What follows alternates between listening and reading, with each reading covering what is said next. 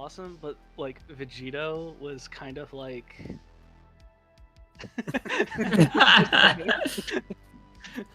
You do be like that though.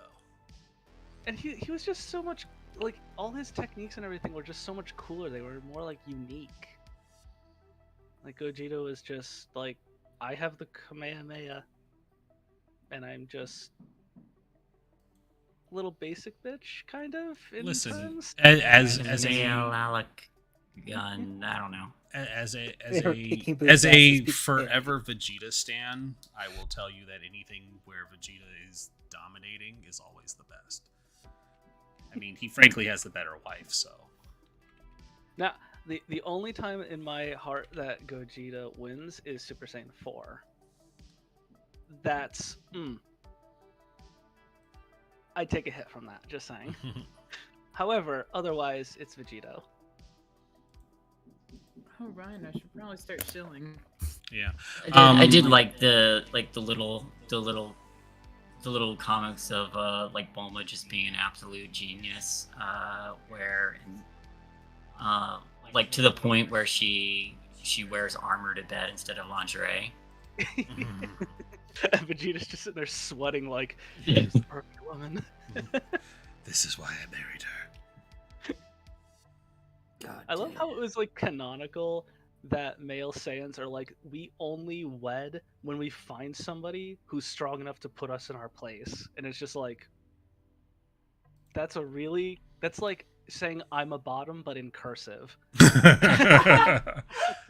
Basically. God, beautiful.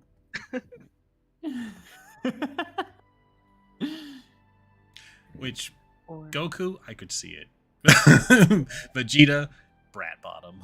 Brat son. Absolutely.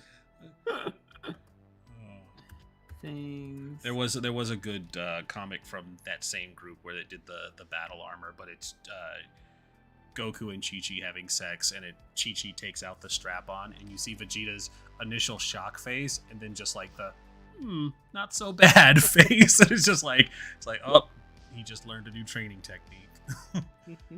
Oh yeah, I think Tracy's pick is swapped. Ooh.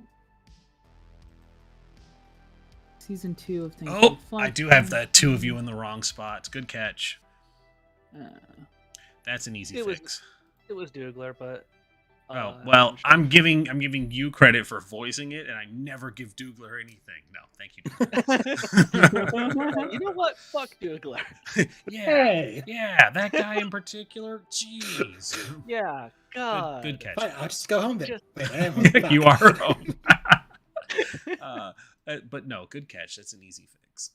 We used to have a running joke in one of our D&D games, where it was just fuck Brayden, because we had drawn from the deck of many things, and they had drawn both the card that makes an NPC rival you, and also an otherworldly entity rival you. So it was just ongoing until we could get that resolved. And so it was just, he drew a thing, and it was just people don't like him in this one particular town. So it was like, and then just this villager who's just eating his food, looks at his bowl of stew, looks up, and just goes, "Fuck Brayden." And then it cuts back to them. And it was always, and the best part about it was that he also drew the card that made him like the ruler of that town. And so the town motto just became "Fuck Brayden." Dougler, do you have a Twitter account? Aha! Dougler93. Just like that, magically it's fixed, and I didn't even do anything on OBS. Dougler93 NSFW? Nope, just Nope, Dougler93. that's the other one. Wink, wink promo. Oh, I see. You got both. Rad. Wonk, wink, wink, wonk. Imagine having a distinction between your lewd and non-lewd personas. Couldn't be me.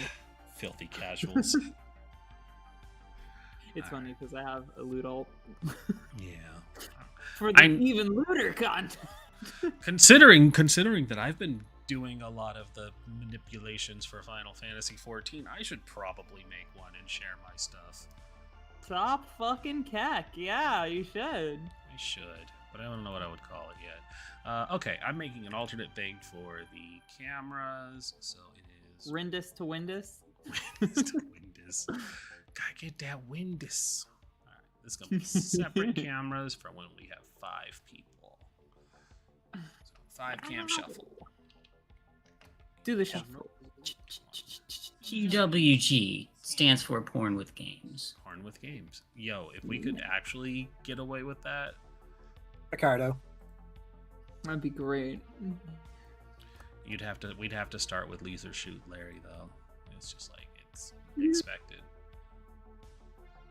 Not the like sissy modernized ones. We got to go back to the old school one where it had no shame. Not that I mind sissies over much.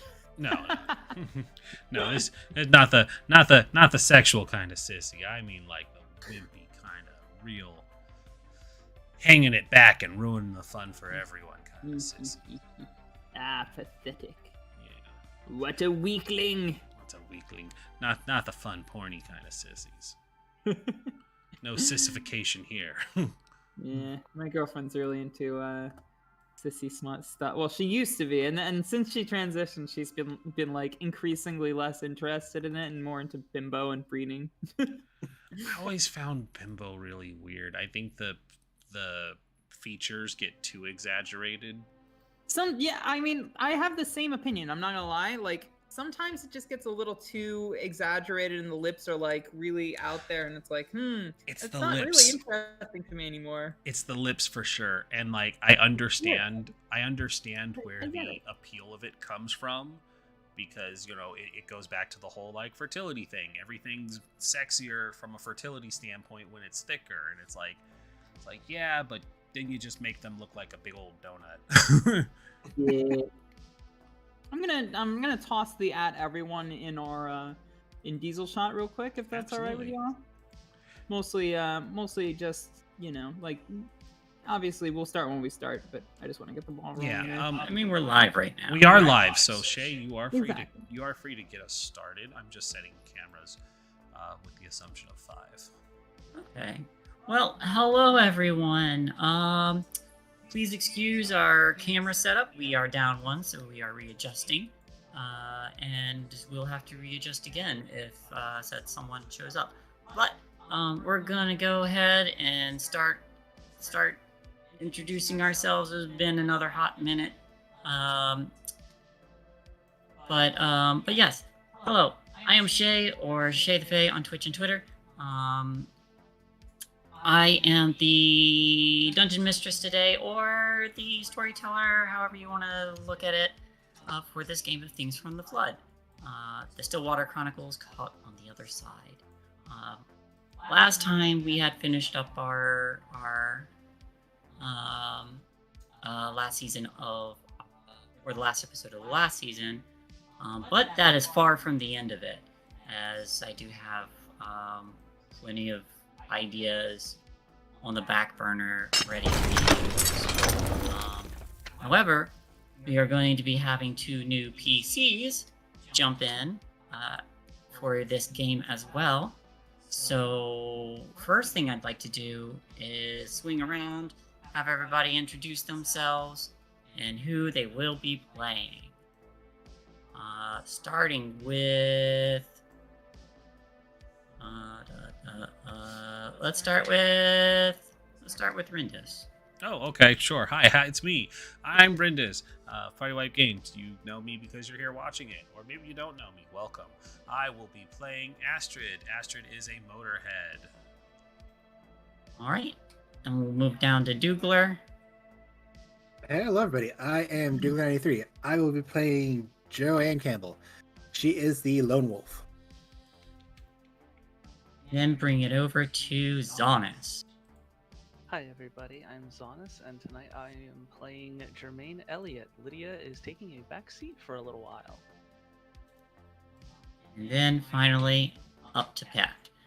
Hello, everybody. I'm Pat, aka Spider Queen Long on Twitter, and I am playing Tracy, the lovable party gal who's going to have to deal with the fact that the party is splitting, and that's her like biggest concern ever. This And friendship did not work out. and I'm the storyteller. I'm playing literally everybody and everything else. So on that note, please don't get upset with me whenever I have to play very bad people, or things, because this game, Things from the Flood, is a alternate 90s darker reality where technology took a different turn and promptly crashed. So quick thing to go over that I like to do before every session is go over the principles of the flood, just so we all know where we're at. Principles of the flood are as follows. Number 1, everything changes, everything falls apart. That promised utopia that technology was meant to bring never arrived. Something went horribly wrong. Machines broke down. There was a big flood between the 2 particle accelerators in the US and in Sweden. Things are not what they intended to be.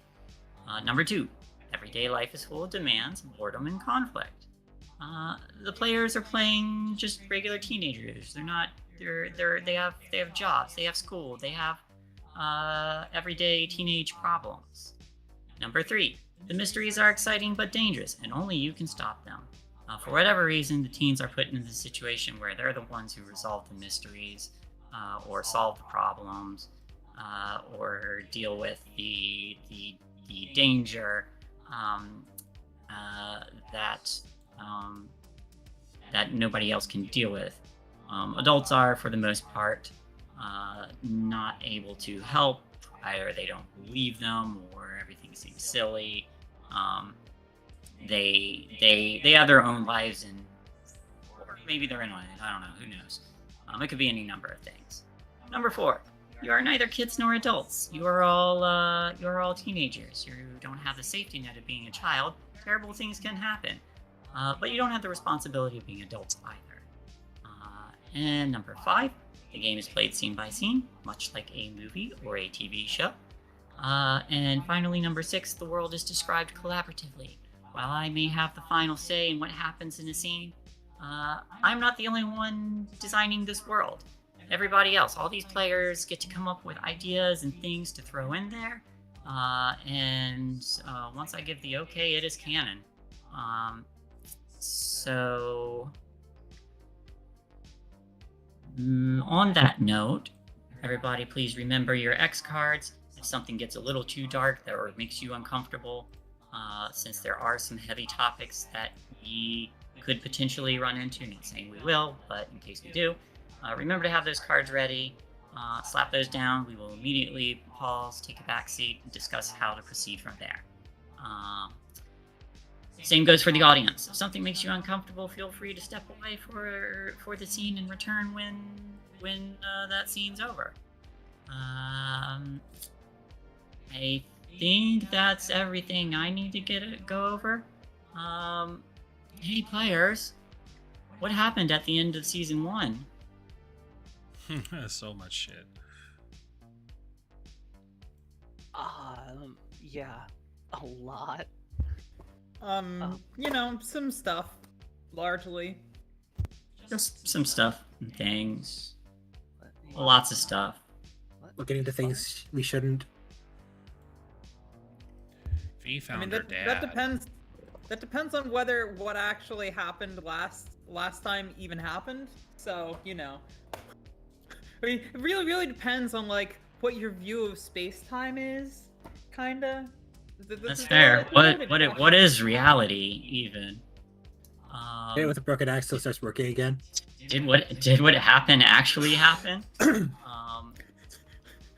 The teens, the player characters, did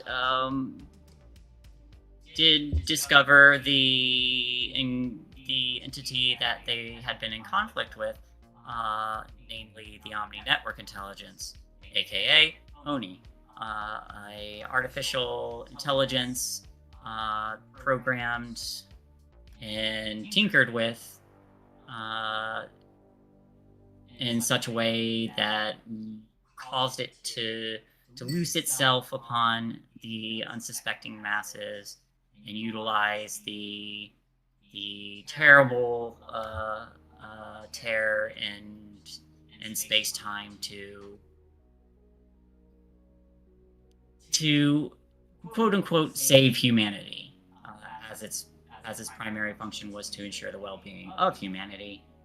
Its views were not really fleshed out in such a way that was empathic.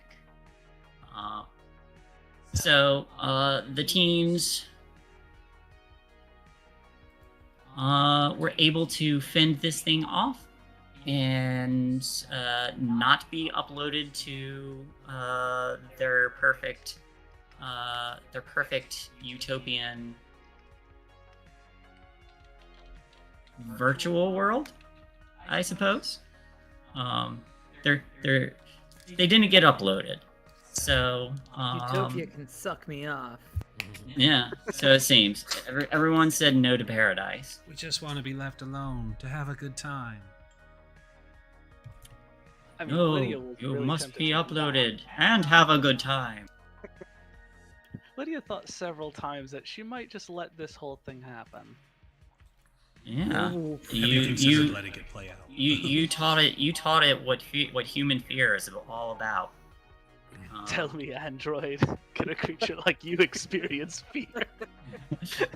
You taught emotion to an artificial intelligence. You and- basically gave the AI puberty. yeah. Enjoy that, because You, no you one gave does. it a new sense of the world. Nothing bad will ever come of this. It's man, not. I guess It's we not should attack it. angsty. It is not angsty and hyper intelligent beyond that of humans now. I'm It was already certain angsty, if we're gonna be honest with each other. It was already angsty. I'm certain that it can get more and more angsty. I'm not gonna lie. We can always get more You angsty. Yeah. program revenge or vengeance into this system? Just checking. Well, that's part of the Can puberty you? it develops. Yeah. Does Abe understand vengeance? Regardless, It didn't before it met us. it just wanted to help.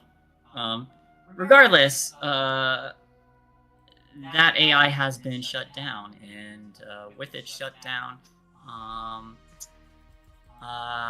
the loop that is the timeline that is your reality is now back in control of itself, and you are back to being just regular teens. And today is actually, before I get into today, I think as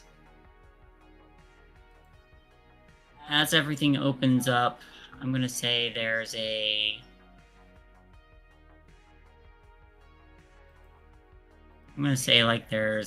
1 month ago kind of thing that pops up on the screen before the camera starts to pan downwards, and if you don't mind, Rendis, before we jump to Astrid, we see V kind of sitting on the hill and looking over at the quarantine zone after having stepped away from her friend group. The sound of a skateboard sliding by before it comes to a halt. There's a pause before this figure, whom you know as actually Preston, the childhood version of her, picks up the skateboard and climbs the hill. Doesn't say anything. Just seems to recognize the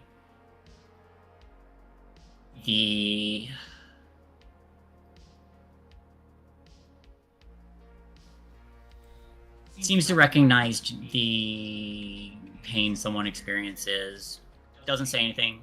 Just sits down, not close, but close enough to be able to lean over. After she reaches into a pocket, she just pulls out a flask. There does seem to be like a little bruise on her jawline, like very faded, like someone had punched her a while ago. But she leans over and offers the flask. V will take it and just kind of keep looking out over the horizon. She says, "What the hell are you doing here?" She shrugs and says, dunno, just saw you up here. I can leave if you want. Nah, it's free country. You're already here. She's just gonna upend one side and just take a few really good swigs of it. Oh, this all sucks. Everything sucks. Yeah, I hear ya.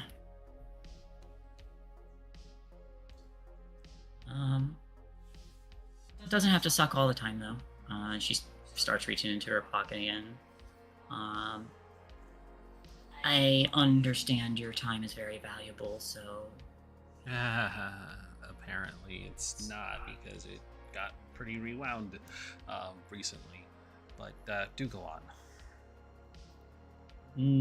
There's a moment where she kind of like arcs a brow, looking a little confused and curious, but stops herself and she does pull out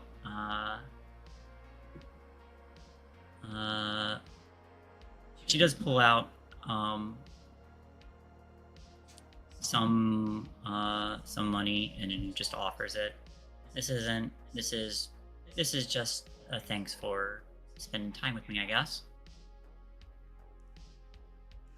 Oh, okay. So it, and she just starts to unbutton her blouse. Got No. it. Okay. No, I don't need that. that's what people give me money for spending time with them for.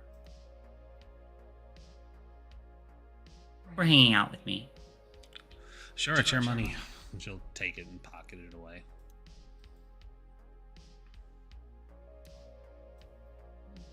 She falls silent again. Doesn't. It's obvious she's trying to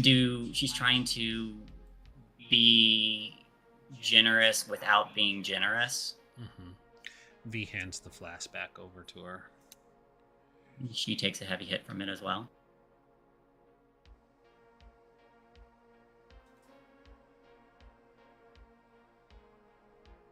Yeah, it sucks sometimes. Sometimes I think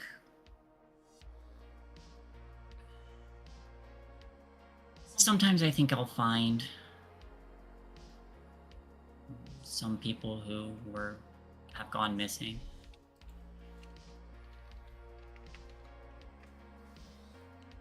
Well, it's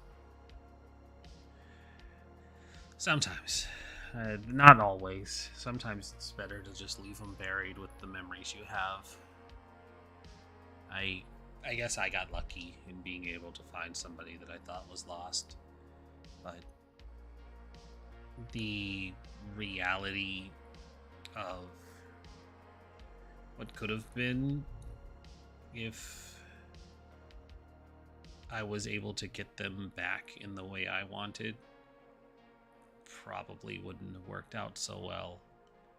And that sounds cryptic as fuck, and she's just gonna let that hang in the air too, because, you know, as everybody who watched remembered, if she had brought her dad back, he still would have been trapped down there just alive, and that's a horrible, horrible thought.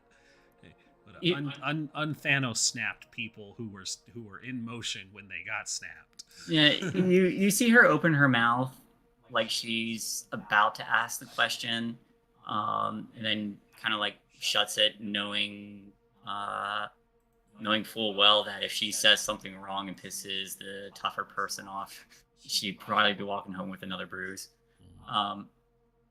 But she she looks curious, but doesn't pry. Um,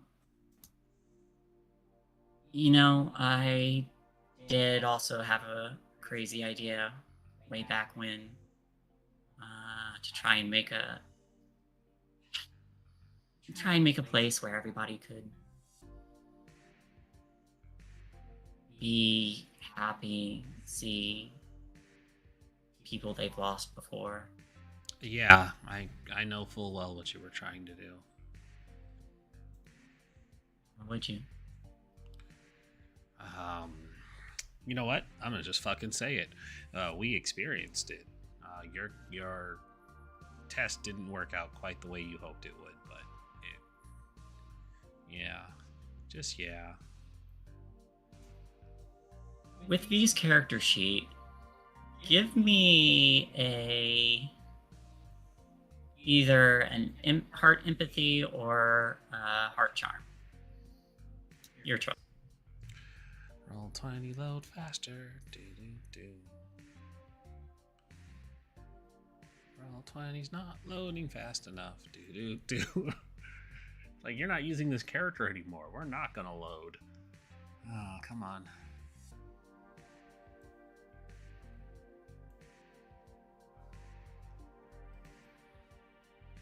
It's thinking about it. It's considering it. It's considering it. Alright, let's try opening it again, because it was just infinitely spinning.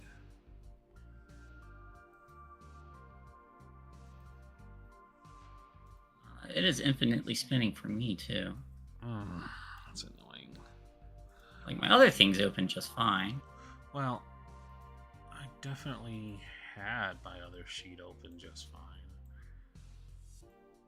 I have everybody else's sheet open just fine, just not that one. When I opened my sheet for the first time, it took me a minute or so. I can't seem to open any of them. Actually, I'm going to move some of these around.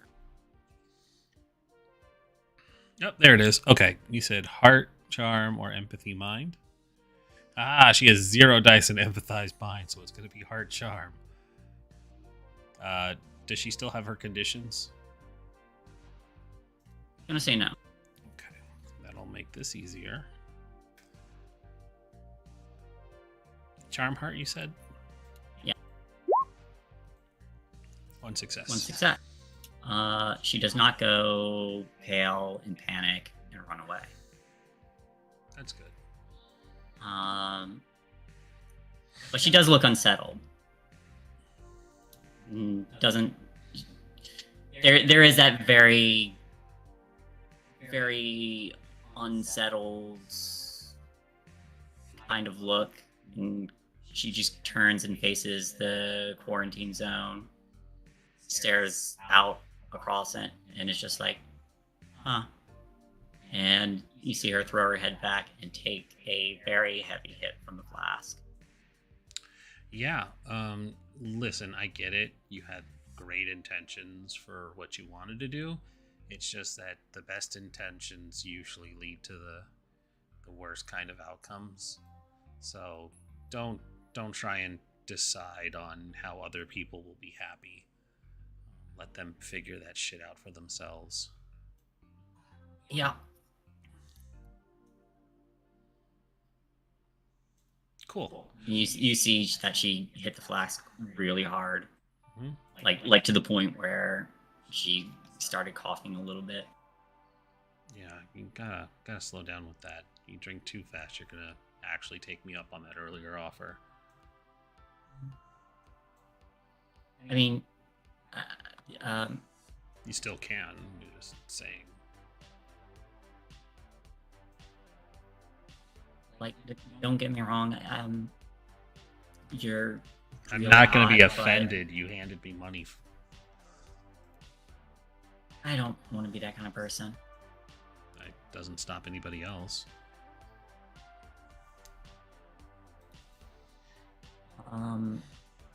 Look, if we were to do that kind of thing, I'd rather it not be that way. Sure, whatever. Whatever is easier for you.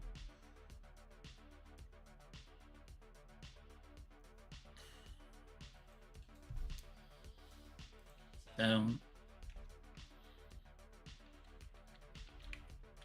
if what you experienced was really that bad, what are you going to do now?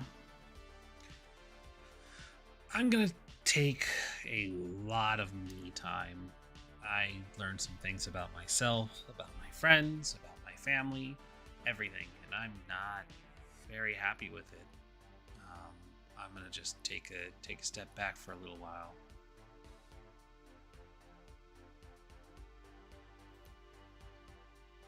Sometimes it helps. Yeah. Sometimes it does. And for now, I just need a step back. She sits with you in silence for a little while longer before she opts to stand up and, hopefully having filtered a little bit of the alcohol out. Actually, I'm going to roll something. Let's do... How many dice she had? Mhm. Because I never roll anything in this game. Nope. You sure don't. Good luck.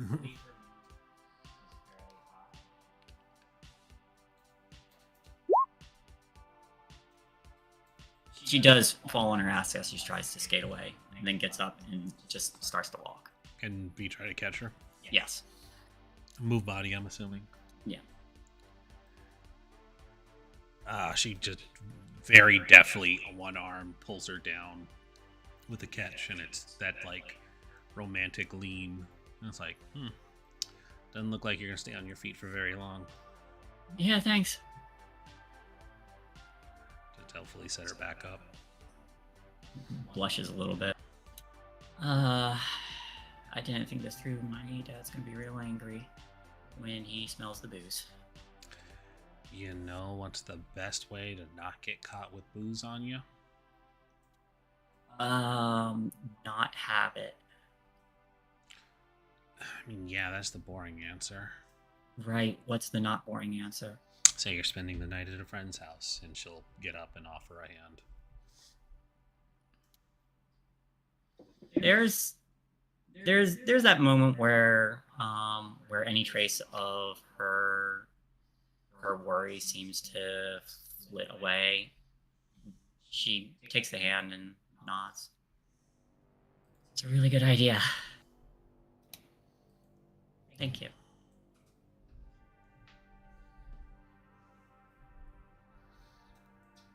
And I think the camera kind of like pans upwards as we see Ashley and V walking off down the road. Ashley no longer risking her skateboard while she's tipsy. But as the camera starts to pan back down after catching the sky, we see the Tinsley residence. Cameras have danced. Cameras have danced. Cameras have danced, but I didn't move any of them, so I'm not sure why it's not where they should have been. That's because before. someone joined us. No, that's not what I said. I said why they're not where they should have been from the get-go. Oh. We have double sin. So whose camera is messed up?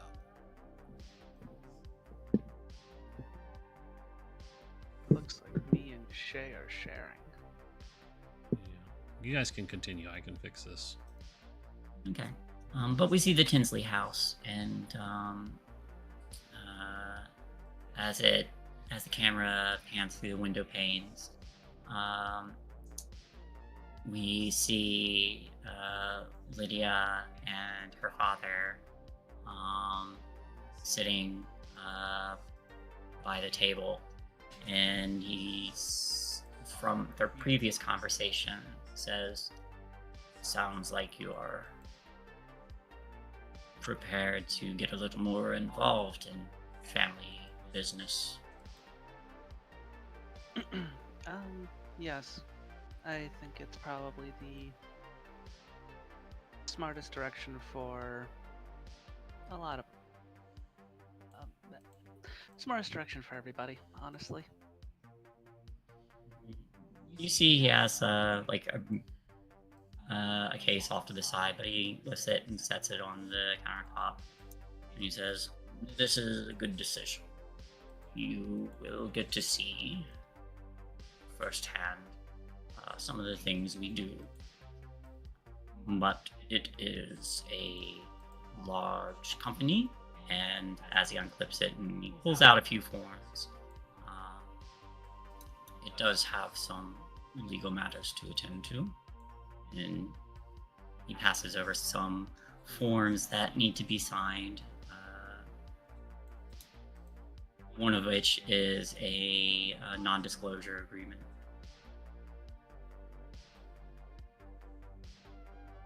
No worries, Father. I have absolutely no intentions of not following through for the best of the company. Especially since I look forward to having a bit of control over a lot of what goes on the inside. And just swipes the name across. That is good to hear. Once everything's signed, he does stand up and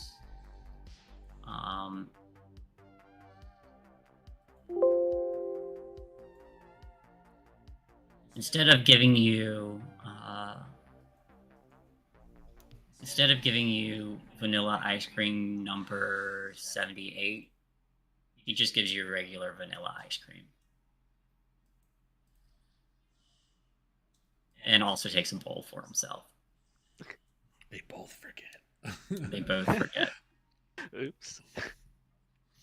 I'll take a slightly cautionary bite, but I'm assuming it's fine. This particular regular vanilla that doesn't have a number next to it seems fine.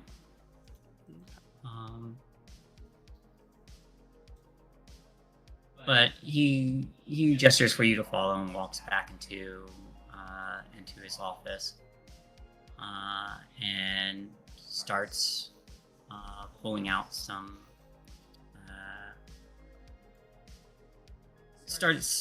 opens a drawer and starts sifting through a few folders, and he pulls one out and sets it down. There's a lot that goes on, but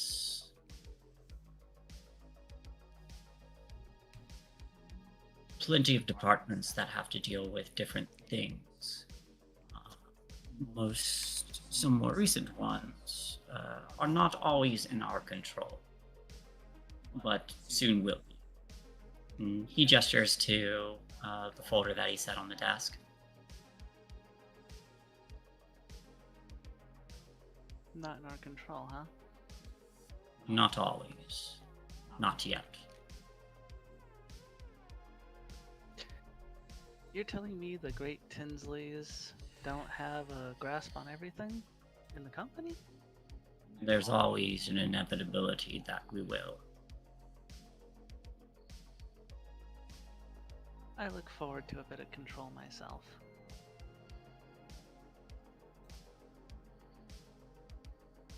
And I just take a big spoonful and just almost like a toothy grin past the spoon just straight to my father's eyes. We're gonna do great things, Dad. I would hope so. And leaning down, flips open the document. While it is a bit late tonight, we will not go on site, but I can offer you a little bit of insight. And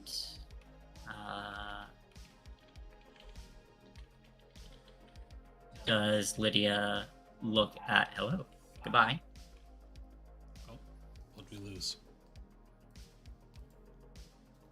We lost on this cam.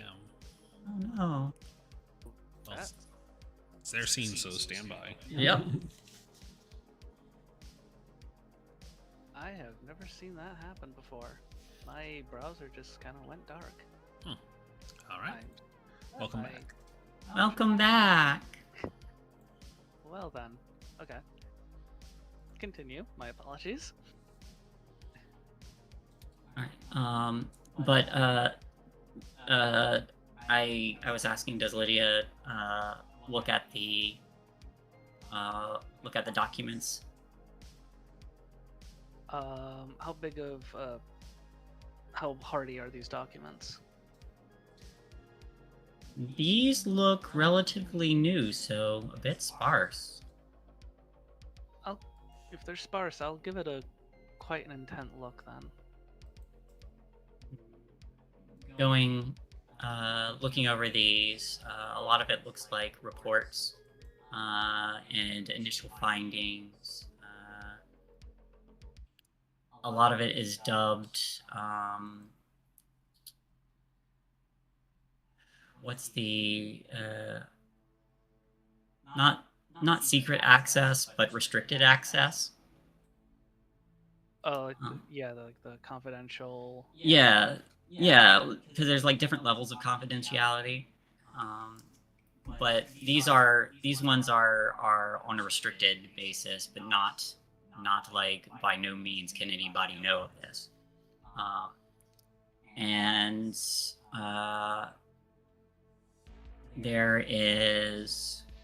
There are a couple photos, as well as like a written out report. Beyond that, there's not much else. Looking at the photos, there appears to be like various distortions and shifts in space, as well as the photo of a what appears to be some kind of curled up corpse of some creature, which just looks like some kind of big bug of some kind. But on the report it reads, on this report it notes that there have been an increased number of spatial anomalies and having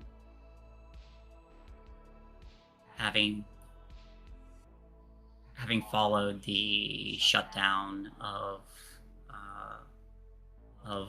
various networks, which, with your retained memories, actually go ahead and give me an investigate. Alright, Lydia, come on. You've got a chance to redeem your shenanigans. Oh no, am I? I think I'm hitting the infinite loader too. I don't know what it is about the character. Fresh really quick because it saw I had to click on Lydia and it took that as an offensive to it. What?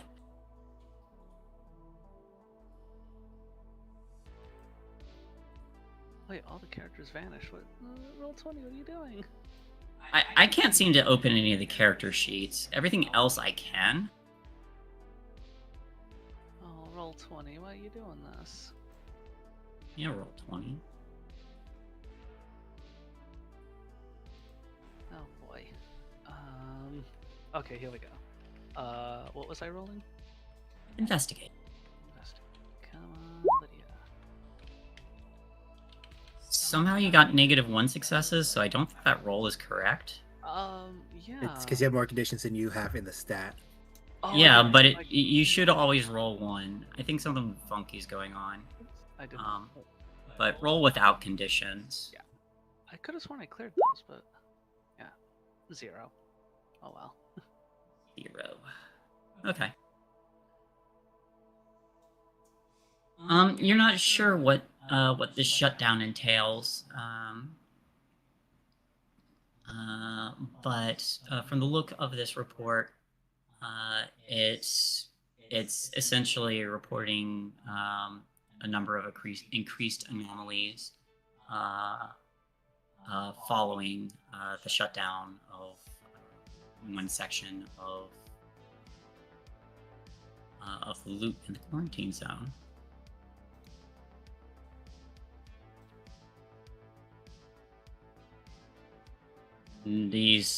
That should give you an idea of some of the things that we might have to deal with. All right. Quick question though. How does a company that's been messing around with video games manage to be dealing with giant time rift space bugs? Seems a little bit out of the comfort zone. What do you mean, video games? Oh, I must have looked at the recent catalog incorrectly. Don't mind me. I thought I saw some of There the was a branch before the flood that had been developing virtual reality simulators. However, the lead professor in that department did not survive the initial flood.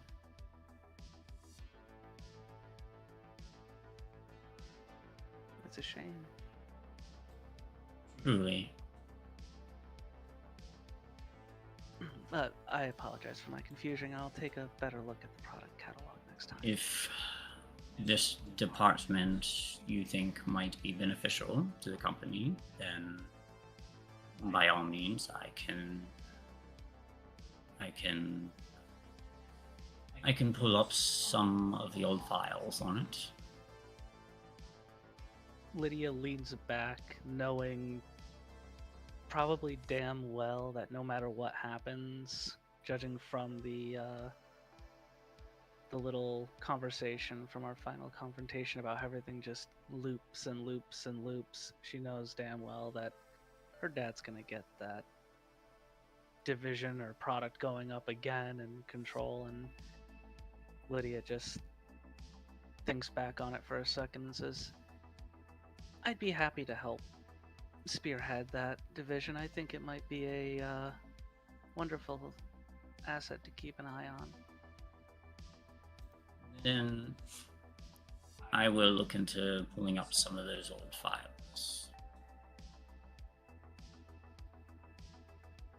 I'm sure it'll be really good for the kids.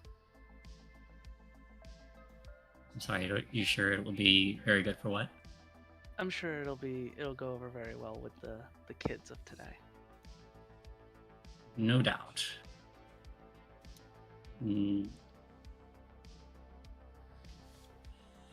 There's a moment before he turns and rings a bell, and a moment later, G-Spot comes around the corner, and he says, "Yes, sir." And Lydia's father, without really looking at him, says, "Prepare some sleepy time tea for the two of us. We have a long day tomorrow." "Of course, sir." And his butler bot turns and shuffles off. Is there anything else you would like to do for Lydia before the camera pans away? I think Lydia just crosses her legs and hands on her knee, just with a look of like, I know what's gonna happen, and I'm gonna be there for every step of it. Right. So as the camera pans backwards, and this time fades out, and fades back into a section of the quarantine zone, we see we see just a point in an overgrown area with vines kind of overcoming a vehicle where there's a couple sparks, not bright sparks, like pitch darkness,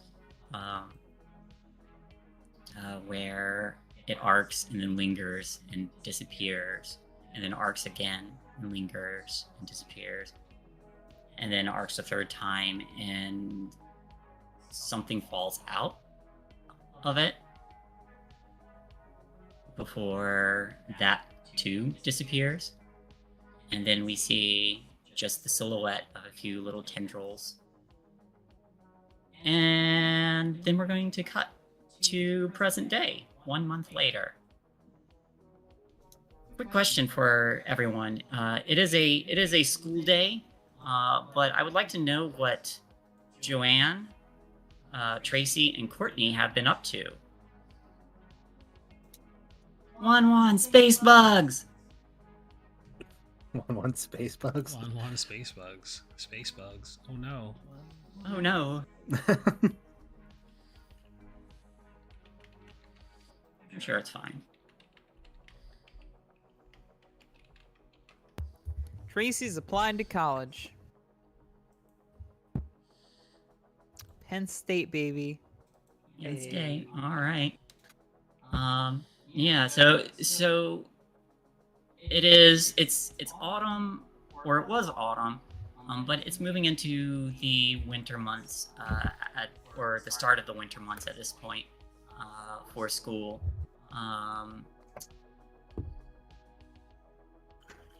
So Tracy has been applying to college. What have Courtney and Joanne been doing in the past month?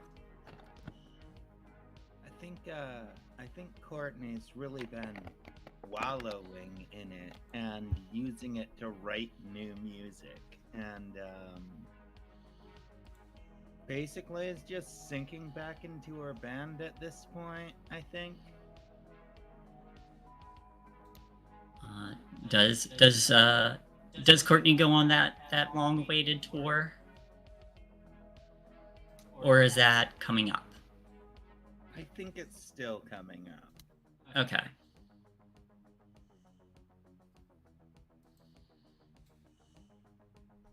And how about Joanne?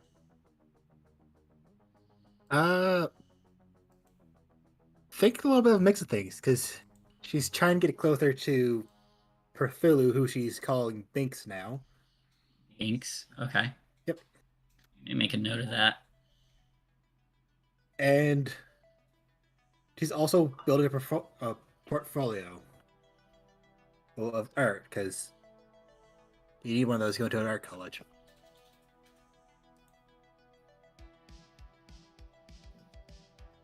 She is probably still staying really close to Tracy and Courtney because the other two are gone, but they're still here. Yeah, so I didn't mention the extent to which Tracy is absolutely devastated by the fact that everybody else in the friend group has been, a little harder to reach than usual. That's probably a huge factor in why she's even applied to an out-of-state college. Yeah, it would appear that both Vivian and Lydia especially have been a bit more scarce. Word is Lydia is a little bit more occupied with her family, and Vivian seems to be kind of doing her own thing. But it sounds like, so Joanne tries to stay closer to Tracy and Courtney. The ones that are around. Tracy's super receptive to this. Like, she'd love to be close with Lydia and V, but she just never seems to be able to get them. All right. So, on the morning of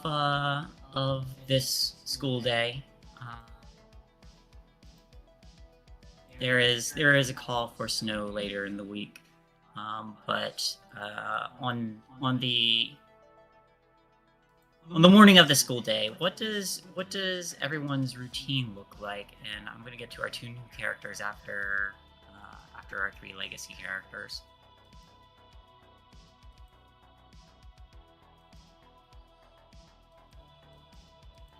I suppose I'll start.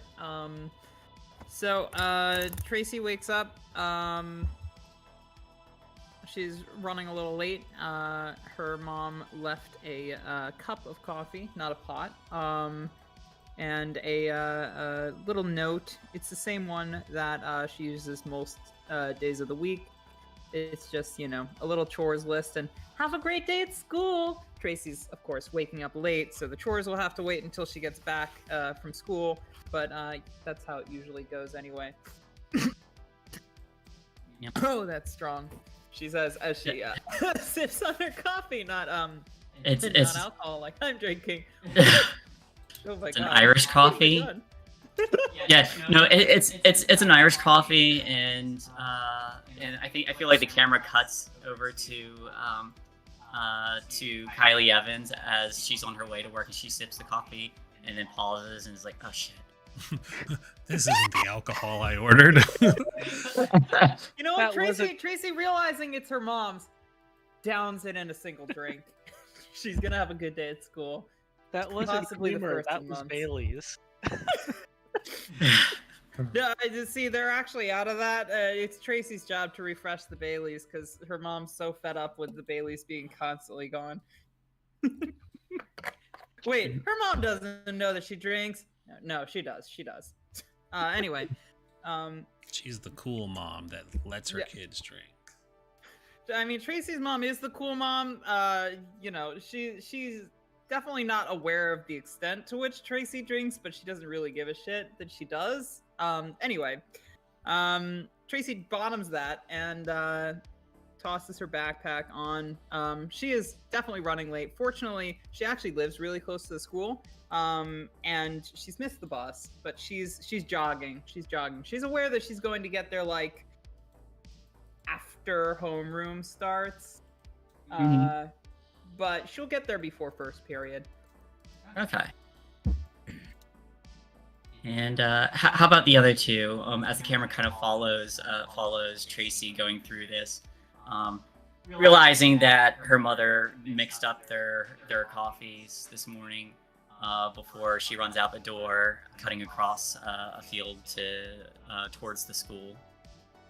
Yeah, as for Courtney, I don't really think her home life has improved in the slightest at this point. I think that, like, she probably just, like, wakes up early enough, takes a really quick shower, tosses a guitar over her shoulder, and then goes to school early, but still she somehow shows up late to class because she doesn't give a fuck about it. She shows up early to hang out with people and then doesn't go to homeroom right away. Okay. So Courtney's kind of out of the house before her father can say anything, or probably even wakes up. Do you similarly does Courtney take the bus, or does she walk? Or does her I mother think drive her? She's walking. Okay.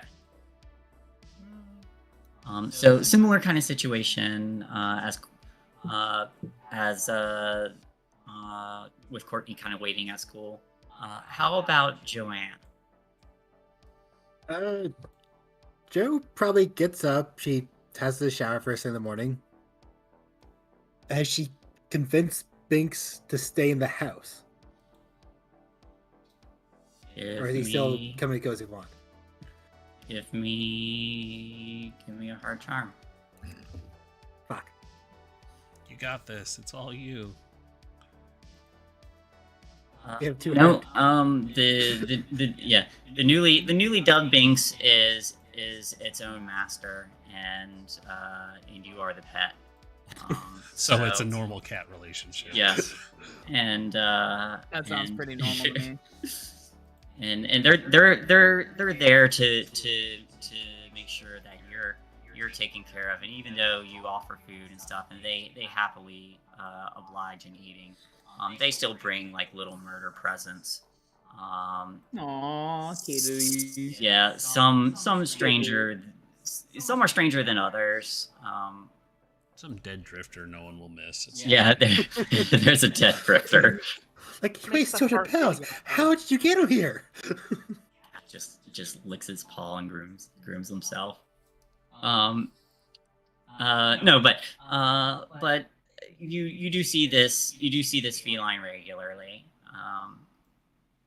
and probably even on your way out to school, there is this black cat with the little white patch on their forehead, that kind of like perks up once the door opens and seeing you step outside, and does Joanne take the bus or walk or get a ride from one of her parents? I think she occasionally gets a ride from her parents, but they tend to be up and up before she gets up. Okay. So as you're kind of stepping out and getting into the car, I feel like the camera kind of like goes backwards, and we see this cat just kind of like staring and watching the car as it drives off. And then as the camera shifts over to the school, we see the same cat somehow also at the school, kind of like walking along one of the branches in a nearby tree, and just kind of like plops itself down in this branch as your parents' car drives up, and your mother Olivia turns and says, "All right, have a good day at school, sweetie. We won't be off until your father and I won't be off until around 4 o'clock today." Yeah, see you at home tonight. You All guys right. have a good day at work. Love you. Love you too. She leans over, gives you a quick kiss before you step out of the car. About the same time, there's Tracy is kind of like walking up, and Courtney just kind of loitering outside the school before going in. But now I'd like, yeah. So anything you all would like to say before I jump to the two new players? Hey. Morning, guys. How's your day been? Mom left her special coffee for me this morning. Oh, lucky you. Oh. Joe waves 2 fingers in the air. Okay, how many are trailing behind? Sorry, I didn't catch that. Yeah, Joe holds up 2 fingers and waves in there like, "Hey, how many are trailing behind?" Oh yeah, they all are. Very special. Very special. Don't worry though, she holds up her brand new flask. It's got the little vaporwave squiggly on it. Don't worry. I've got enough to keep those fingers waving all day. Careful with that, okay? I'm drunk. Don't worry, I have more booze. Oh, don't worry, you know me. I drink responsibly. Parentheses. She does not. Best cure for a hangover is to keep drinking so you're not hungover. Yeah. I don't know. Today's been, just another day. Really, I'm here. I too am present. That is what I'll say when I get inside. We're all late. Yeah, I mean, who really cares? Close to the bell. Fine.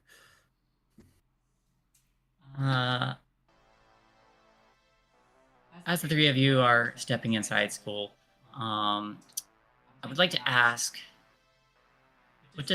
what do Astrid and Jermaine's morning routine look like prior to school? You want to go You can first? start. No. I can go first. Well, Jermaine's day starts off with a lovely alarm of probably to the local metal radio station. What was one of the more popular metal bands in the mid '90s? Is that like peak Avenged Sevenfold maybe? I think they were towards the later end. Were they later end? Yeah, they might have been later end. I found that AC/DC, I found a lot Metallica. of kind of capped out at the end of the 90s. Uh, And then you you know just what, had the old stuff. We'll just go Iron Maiden, just good old classic Iron Classic. Maiden. She rolls herself out of bed. She has a nice hearty satchel bag filled with her miscellaneous God, what's the word? Superstitious objects, stream catchers, crystals, etc. Fetishes. Yes. Before she reaches over to her desk and grabs her lucky magic 8-ball, gives it a good shake and little Yes. smirk to it. It says, "Good morning." It is. Pockets it, scoots And downstairs. It kind of like rolls on the little message part rolls on its side and says, "You will deepen relationships with some new friends today." Oh. That's a bit more oddly specific than usual. Rolls again and says, "Through trauma." Well then. Really a magic 8-ball, huh? I enjoy some trauma stories. Pockets it, scoots downstairs. Her parents would probably be having morning coffee. They're morgue workers, so I doubt they're extremely busy unless it's been a big day of death. Big day at the job. Yeah, yeah, big day at the office. House fire, arson, you know. But she's a rather late-ish sleeper, so she just scoots right out the door. Now, do your parents approve of the heavy metal that plays in the morning, or do they also play heavy metal when they wake up? Mother despises it. Dad pretends to despise it because he's like, "Oh, happy wife, happy life," but he's just like, "You listen to the good shit. That's my daughter." Mm-hmm. So as you're going downstairs and getting ready to walk out the door, excuse me, your mother kind of like gives that look to him, and like without looking up from their coffee, just says, "You have to stop playing music when you wake up. That music when you wake up doesn't really push it beyond that. It's just a I have to say this." And just as you're heading out the door. Sure thing, Dad. No problem. I'll try to pick a quieter station. Thank you. Your mother and I would appreciate it. And it sounds very like monotone, not really putting effort into it. He just kind of like adjusts the paper and takes another sip. Yeah, pretty much. And as I scoot out the door, I have to pass by the business graveyard, and I just like, "Good morning, James, Daniel, Alexander, Oliver, David, Liam, Lana, Ashley, Andrew, Anthony." You're just going alphabetically. What, no Casper? Yeah, Casper, Robert, Matthew. As you're going down, you do see a familiar figure, kind of probably on the latter half or the latter part of their shift, finishing up, getting ready to go home. But you also hear them saying, giving their good nights instead of their good mornings. But you notice. What was your anchor's name? I don't think we gave them a name. Oh, did not, but I have one. Emmett.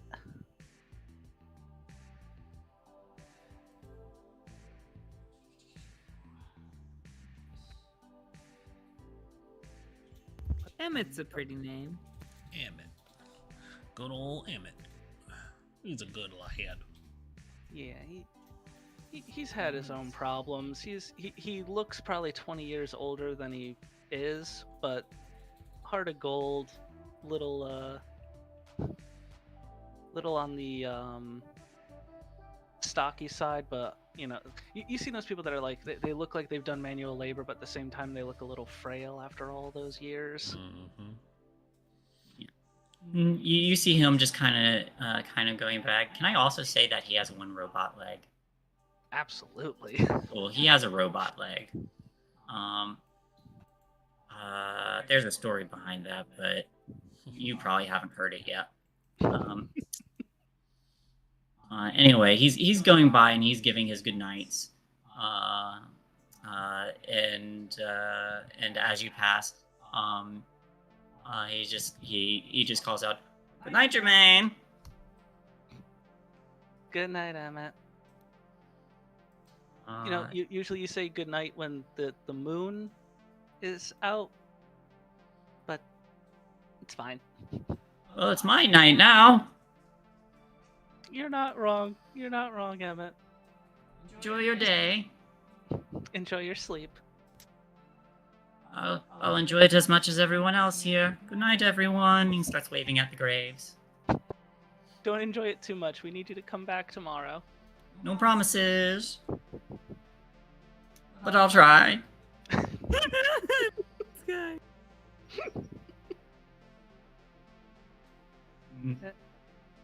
Yeah, and I just make my way straight to school. Alright. How about Astrid? So Astrid would find her morning. She would already have been awake, but the camera would see this really cool van come careening into the parking lot. Master of Puppets is playing very loudly as she tears through, and she ends up parking in the principal's spot. Parks the van in the principal's spot with the music still going, and she doesn't come out the front or the driver door. Instead, she crawls into the back. The van rustles around a little bit, and then the two back double doors swing open, and she steps out. Astrid is, of course, a motorhead, so she's a woman who likes to go fast and fast often, usually with a vehicle or some kind of conveyance of speed. In which case, this one is her van that, of course, is painted like a nice shiny black, and it has a sorceress riding a Pegasus, and of course the sorceress is scantily clad, as is the fashion of having these wizards painted on. She opted to not have the old man, but instead a beautiful woman painted on it, so she kept the wizard and got rid of the beard. But when she steps out, she kind of looks around, sees that most of the kids are already filtering in, makes sure that her bag is packed with books. She doesn't know which books. She just grabs a couple and throws them in. She's dressed in like a Metallica t-shirt, ripped jeans that it was a Zonis edition, and I fucking love it. Her underneath her jeans are like stockings, or what would be the like early 90s equivalent of like leggings that are underneath it. It's such a nice choice, and I love it. And then she has a green long sleeve flannel tied around her waist. Her hair is blonde except for where she tried to experiment with dyeing. And so she has like a couple of green streaks at the front where she was just kind of trying it out to see how it looks. And she probably like rummages through some junk in the back of the van and finds like a granola bar and is like, this seems like acceptable breakfast. And she'll close her van, hit the little beep beep alarm for it, and then start to make her way into school. All right. There's a moment. The camera kind of lingers after Astrid steps off, and another vehicle kind of pulls up to the spot, and then the camera just kind of like shifts into the inside of the car, and the principal's just kind of like staring at this van, and they're like, "Oh, it's the exchange student. Do I reprimand them? What does that say about the exchange program?" But it's a designated and he just has this moral dilemma of what to do. Then he takes the VP spot. Yeah. I just imagine him right now, just like Rick Moranis, just like, oh, what do we, can we reprimand? I don't. What do I do? I love Should I this say open something? dork of a principal. Yeah, and just to kind of like really cap that moment off too, Astrid sees him there having the mental debate and just kind of waves, just like "Morning, teach," and just keeps going. And it's like, and that was the moment where it's like, and just pulls it, and pulls it into the VP's spot, and the VP arrives a moment later, and kind of do that same head tilt thing. It starts a domino effect. But there you all are. Most of the other students have already filtered in, but there are still a few stragglers, including yourselves. There is Joanne and Tracy approaching Courtney, who's just kind of been loitering, and then I feel like Jermaine and Astrid are approaching from like opposite sides. But the three of you have already convened and begun to talk as those two are coming up. There's a few other students in the halls. Some are like swinging open lockers and getting ready for the day. Cool. And let's say I was putting my guitar away, because I was definitely playing it while waiting for school to start. Is that a new song? I've got a few new ones. I don't know. I'm still trying to work out the details of them before I release them, you know. Oh, of course. I imagine that some of them were inspired by true events. Yeah, you should hear Hundreds of Layers of Hell. Oh, God. I mean, like, obviously I'll support your music, but do I have to hear that again? Fuck me. Hey, it's refining.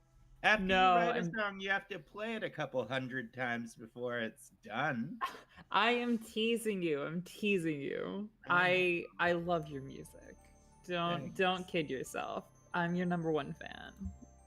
It's better being beta listeners. Hear it 100 times a song. Times. 100 times is not enough. I agree with that. Except, when it comes to Layers of Hell. I mean, honestly, it's just like a reference to that building, but also, Yeah. No, I know. all the shit that we went through. It was... Yeah. Yeah, that's exactly how I would describe it. It was like, yeah. Hard to put into words exactly, but I'm giving it a shot. Well, that makes one of us. I'd rather just not words or anything, really. I like the moments where I don't have to think about explaining that or much of anything. Yeah, maybe we should hang out again after school. Yeah, I'd like that. I would really like that. I've been missing hanging out. Mhm. Honestly, me too. This last month or two or whatever, it's just been. Honestly, I've been missing all of you a lot, and I'm a little sad that Hey, look at me the and- time. We're gonna be Yeah. late for first period. Yeah, no, sorry. I'll catch yeah, up with you no, later. you're good. Yeah. Bell starts I'm to gonna- ring. Yeah, just immediately go in different directions. Whoop. Get her. Whoops. Bye. Gotta go. Hey, Tracy's like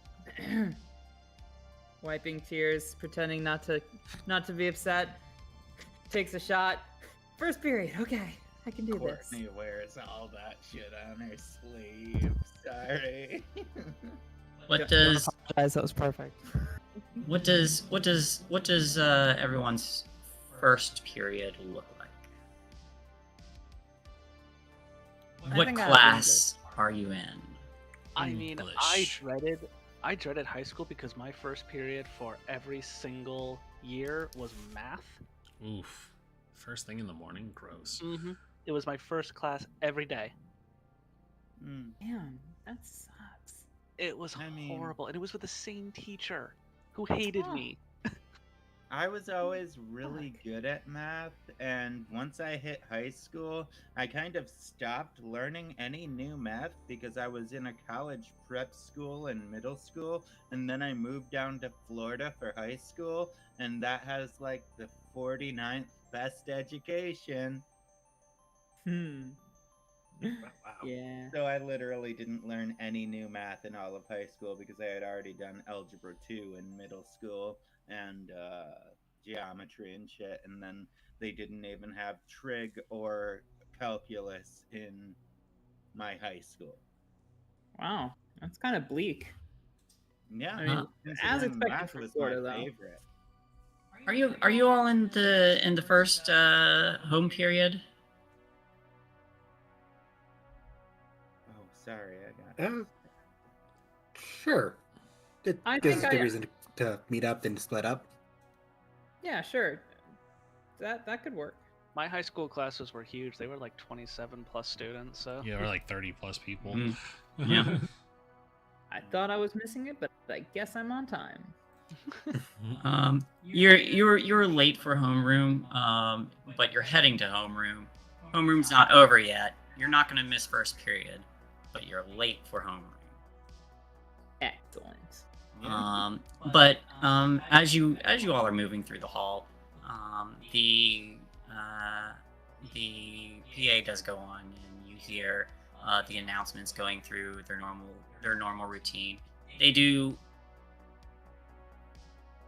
Actually, I don't know if they would. I don't remember. Did all like public schools do the Pledge of Allegiance thing? Oh yeah.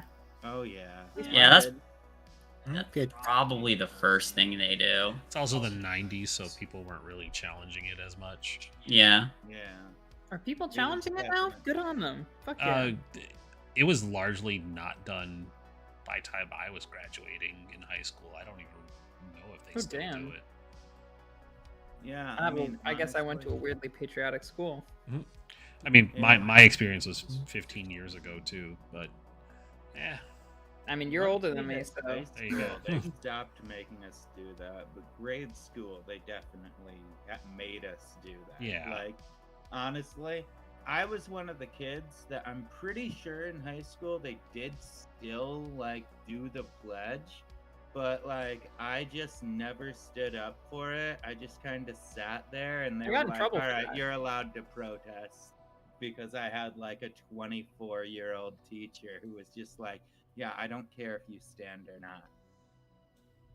oh man, I got in trouble every time. My school played Canada at the end of the announcements. Neat. Well, you all are in the hall, and there's the brief overview of some of the announcements. Some of it very straightforward, just giving a quick rundown of what's going on at school. But a couple things do would probably catch your interest. And I'm sorry if anybody can hear that drilling and hammering behind me. I really do need to get soundproofing for that wall. But as they're talking, you say, and we would like to ask students not to remain outside on school grounds at night. There have been words of a wild animal making a few attacks on the outskirts, but we just want to play it safe. In lighter news, the winter dance is going to be coming up in a week, so anyone who's is coming, please keep in mind your dress code and what is the theme of this upcoming dance. Under the Sea is too obvious. Yeah. Let's also Monster probably be. Mash. Ooh, I do like Monster Robotic? Mash. Oh, yeah, that works. Robot Monster Mash. Robot Monster Mash. Ooh, I do like Monster Mash though. Monster Mash. sounds fun. Mimi's really okay. Mimi is saying roller disco. Roller disco. They redeemed to create an NPC. The roller disco. The NPC roller Okay, disco roller manifests to disco. life. Okay. I think roller disco could be good too. What about Monster Mash roller disco? That way we can keep it. Yeah. How do you feel about Monster Mash roller disco? Mimi? I mean, sexy Frankenstein rolling around in a zoot suit and roller skates. Hell yeah. Yeah, from the back of the class, Astrid has her feet up on the desk and she just goes, "You know, Monster Mash was just an orgy, right?" Jermaine's Damn straight smile- random person. I mean, it Jermaine's was smile a here. graveyard smash. Yeah, it's all very sexual when you really stop to listen to it. Yeah. Like Jermaine hears Monster Mash and it's a grin from ear to ear, then hears roller disco and just remembers her father and just like.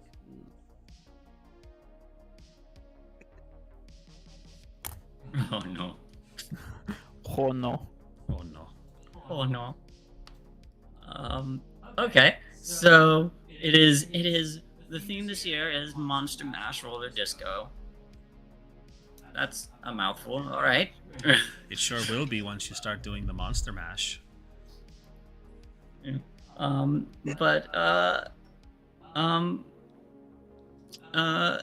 yeah, the announcements pretty much close with that on the last mark.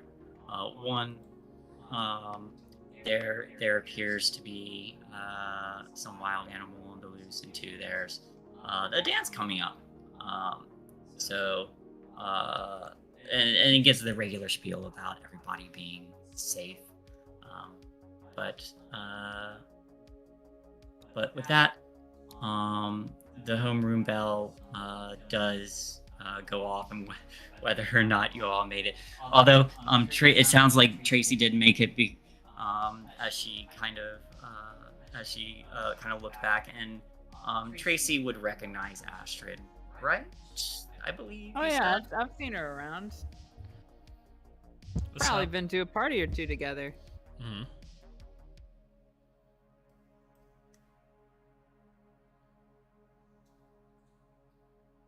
Now for a question for everyone.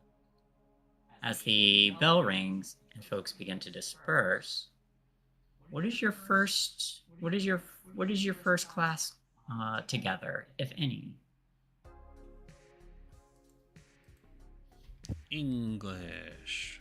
I was gonna say, yeah, maybe we all have English together. Yeah, we'll go English. Maybe third third class, period. yeah. Sorry? Maybe third period right before lunch with English. Okay. So the day starts to go by, and who's the English teacher? Or the English teacher you Mrs. have? Ritz? Ooh, Mrs. Ritz. Actually, about to say Mr. Right. Well, I mean, that's a different pronunciation of the same name. Hmm. and she would always correct you. It's Ritz. It's German or something. Right. All right. Just- Fitzgerald. Ooh, she says it is I instead of it's me. You know, when answering anything. His eye. Yes. What? How Did- shy. Describe this teacher to me. Of course, she has a strong. I'm assuming somewhere between Germany and Russia an accent. And she's very strict with regards to grammar. But she does like to encourage creative writing. I had How long is... my illustration teacher in college was Vladimir Shpatalnik. Can you imagine what he was? He had the thickest accent I've ever heard of any person imaginable. Literally, the first sentence out of his mouth, he was asking all of us to bring in our sketch pads, charcoal pencils, and newsprint for the next class, and I just sat there like, what the hell did he just say? The fuck did I just hear? Well, I imagine she is a shorter, older woman, probably mid-40s to 50s, and has, like, gray hair that she has tied up with a bandana. Like, real, like, old enough to stop giving a fuck vibes on this teacher, but she's still very passionate about teaching. There's a pile of broken rulers next to her desk from smacking the board to get people to pay attention. She always has perfect posture somehow. Balance a cup on her head. So this woman with a few streaks of gray in her hair, you all know as Mrs. Ritz. It's something. It's something Mrs. around that. Mrs. Ritz. That works. That works. Yeah. It's Mrs. Ritz. This is Ritz. Miss Ritz. Ritz. Okay, we can do Ritz. Right? Ritz? What? This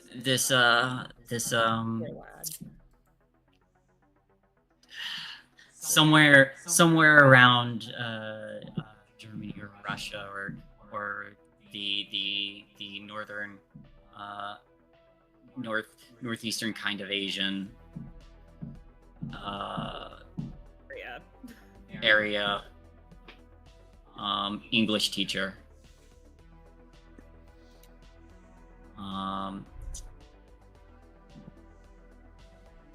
But she does begin to take note of her class. Immaculate posture. But says, now, just because you have a dance coming up does not mean you can skimp on your homework. So I want you all to remember that your assignment is still due this Friday. And then smacks a ruler on the desk to make a point. Astrid sits up a little straighter. I think that's when Tracy walks in. Tracy, so good of you to join us. Sorry, Teach. I missed the bus this morning. I just got here. Well, you should have been up earlier. It's third period. So if you really missed the bus, that is not an excuse for third period. That is excuse for first period. Medical thing. My mom's got the note with her. You're on your period. Say you're on your period. It always works. On my period. Well, that was 3 different excuses. It's all the same excuse. I'll tell you after class. Or maybe you would like to teach. Maybe you would like to showcase how to perfect lying in English. How to perfect what? Lying in English. Oh. I think I'd rather just turn in my homework if I still can. All right, well, take your seat then. Thank you, ma'am. So she begins to give her begins to give her lesson of the day as you all are in this period together. Tracy takes a hit.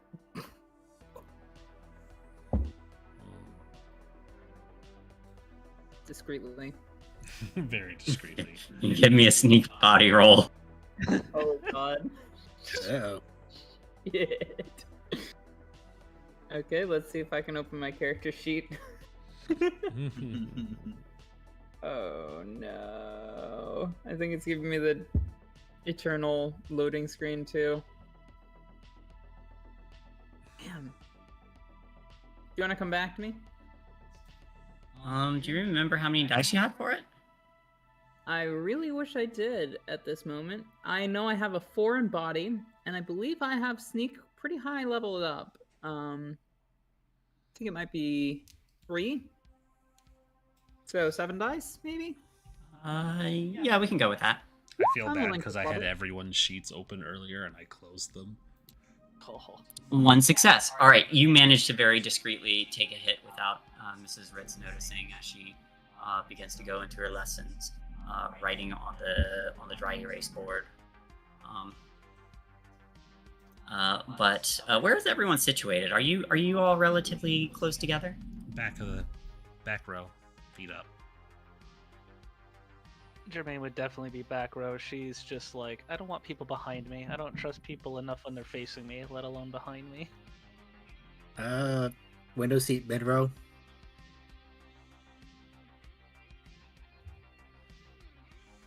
Assuming the glass has a window. If it I'm in the doesn't have a back. window, freaking bleak. Right. Yeah.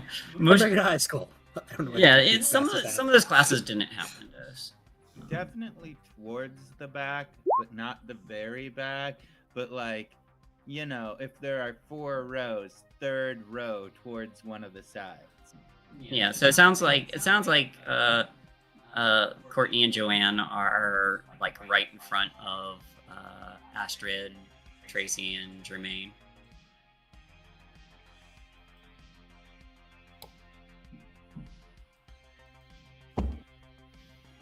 Howdy.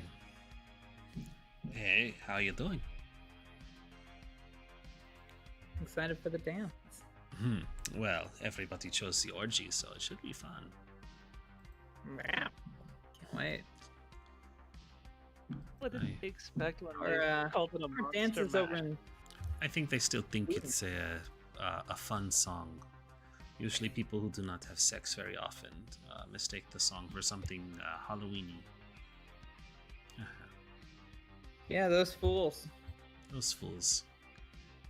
Listen, I work at a morgue, and even I know that a graveyard smash is when a bunch of people sneak into the graveyard at night to And fuck! Yeah! Does that happen often? constantly. More often than they tell you. You have any idea how many gravestones I've had to pick back up? Sorry about that. Say,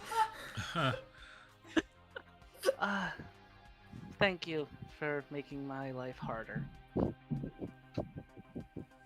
Wait, Oh, I'm sure Sweden contributed to that. You're quite welcome. I thought gravestones were supposed to be buried far enough that they wouldn't fall over. If you are vigorous You would enough, think. you could knock over anything. It really depends on how much people are willing to pay. You know what they say about beds and breaking them? The same holds true for eternal resting places. That's how you make the bedrock.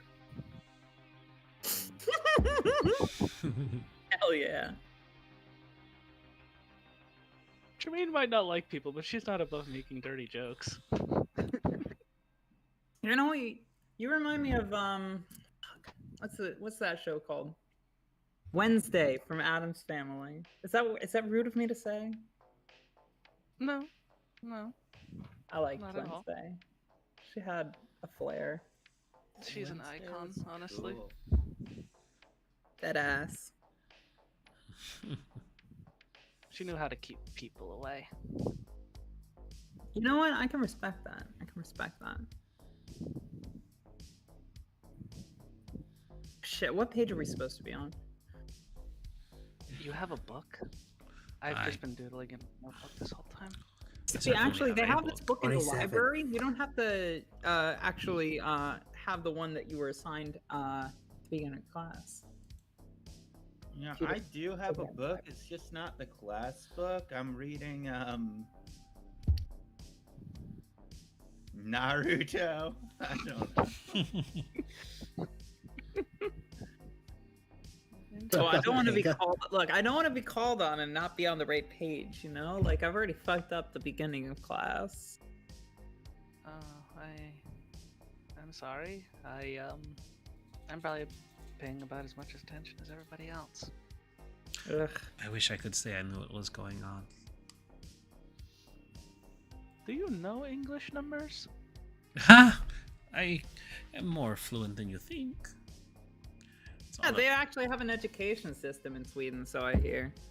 Yeah. They It's true. teach people languages from like the get-go. You know how like we have the Latin teacher and the French teacher and the German teacher? They have like that stuff when you're in elementary school. Yeah, that's Right, what I Sweden? heard. It's quite true. And it's Astrid, if you will. No worries, Sweden.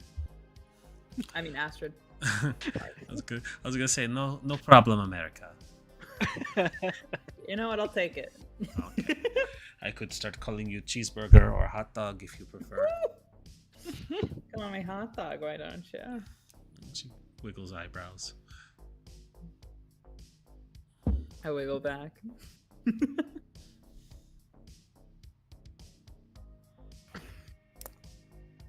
I think So, while like- this conversation's going on, Jermaine's gonna pull out her magic 8-ball just like under the desk and just give it a shake because she's getting weird vibes from the convo. That 8-ball say anything?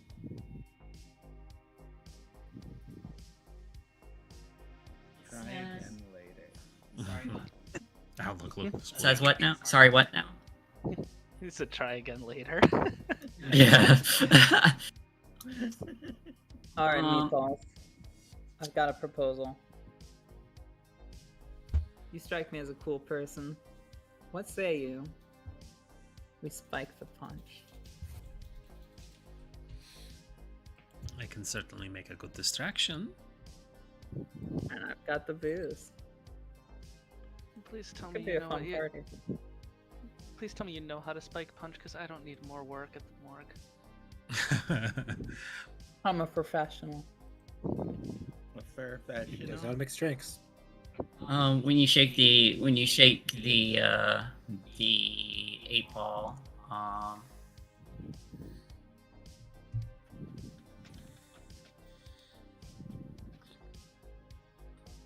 it says outlook good. Jermaine's just gonna mutter under her breath like, "Oh my god, I'm socialized."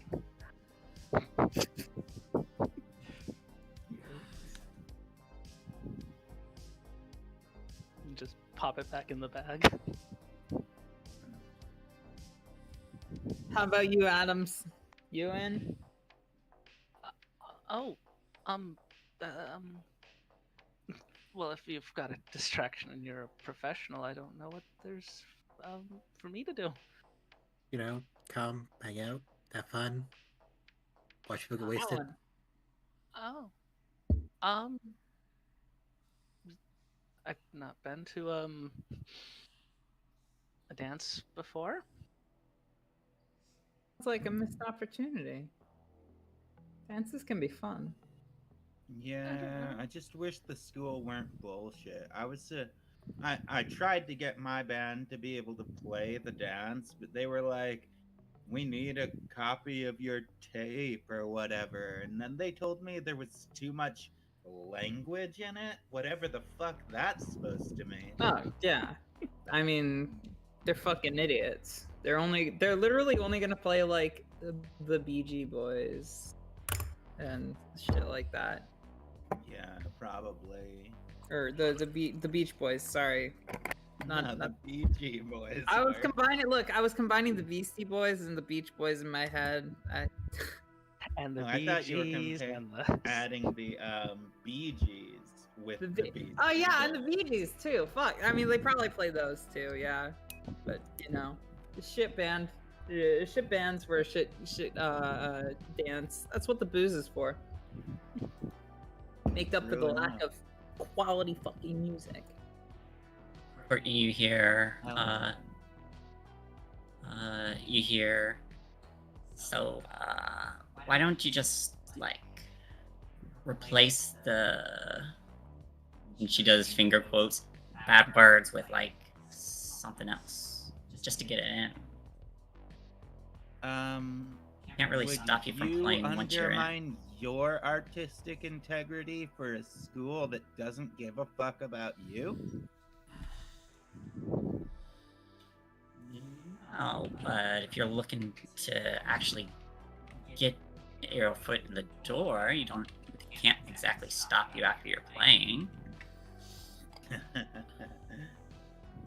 I mean, I've seen them do it, but that was back in freshman year with the last band that tried to make it out of here. But you know, I just don't really like. As much as I said I wanted to play it, I also kind of really don't want to play a school event. I mean, I just honestly like though, complaining. Courtney, they don't deserve you. You're better than them. Well, I appreciate that you think that, but I don't think anyone is better than anyone. But, like, thank you for caring. I'm just gonna like look over towards Tracy like, how often, how used to that are you? You kind of look like you're a toe in the grave already. Oh, I'm fine. Thank you for the concern, though. It's only my third drink. And she just leans over a little further, like, besides the drinks, you look a little like death warmed over. Third drink in third period? That's like 10 a.m. Shit, maybe my makeup's smudged. Sorry about that. You don't have to apologize to me. Look, my parents own a morgue. I've seen enough of every age dragged through those double doors. No, just saying. I'm going off to college. I'm not planning on walking into your parents' place anytime soon. Or any other means of conveyance, for that matter. Take your word for it. If she's too drunk to go somewhere, I can drive her home. No worries, I can walk. Why walk when you can ride? Well, if you're offering. I understand that was what I was doing, yes. You're dangerous, Astrid. I think I like you. Danger is sexy to Americans, yes? Swedish is I'm a okay. very Cases. sexy, dangerous accent to us Americans. Sounds like a spy movie thing, you know. Jermaine's just says like, what was all of your names so I can make sure to get the headstones right? Tracy Evans, but you know, I'll take what I can get.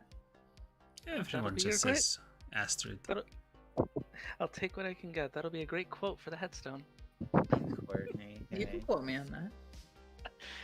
Courtney, I'm Joe. Astrid, and Joe. I just realized I wrote all of your names down for tombstones. I am very sorry. You're professional. There's no shame in that. Yeah, I gotta take over the family business. Nothing wrong with that. Uh-huh. reaches Yeah, back into anyway. the reaches back into the magic 8 ball and like shakes it like, please tell me this is still going okay. It's not the worst things we've been through. At the mention of taking over the family business, Tracy's like, yeah, so shit, I lost track again. What page are we supposed to be on? Fuck. 27. 20. Courtney, you are a fucking gem. I do not know. Oh, sorry. Wait, no, my bad. Tracy, John, you're a fucking gem. I don't know where I would be without you. Sorry, Courtney.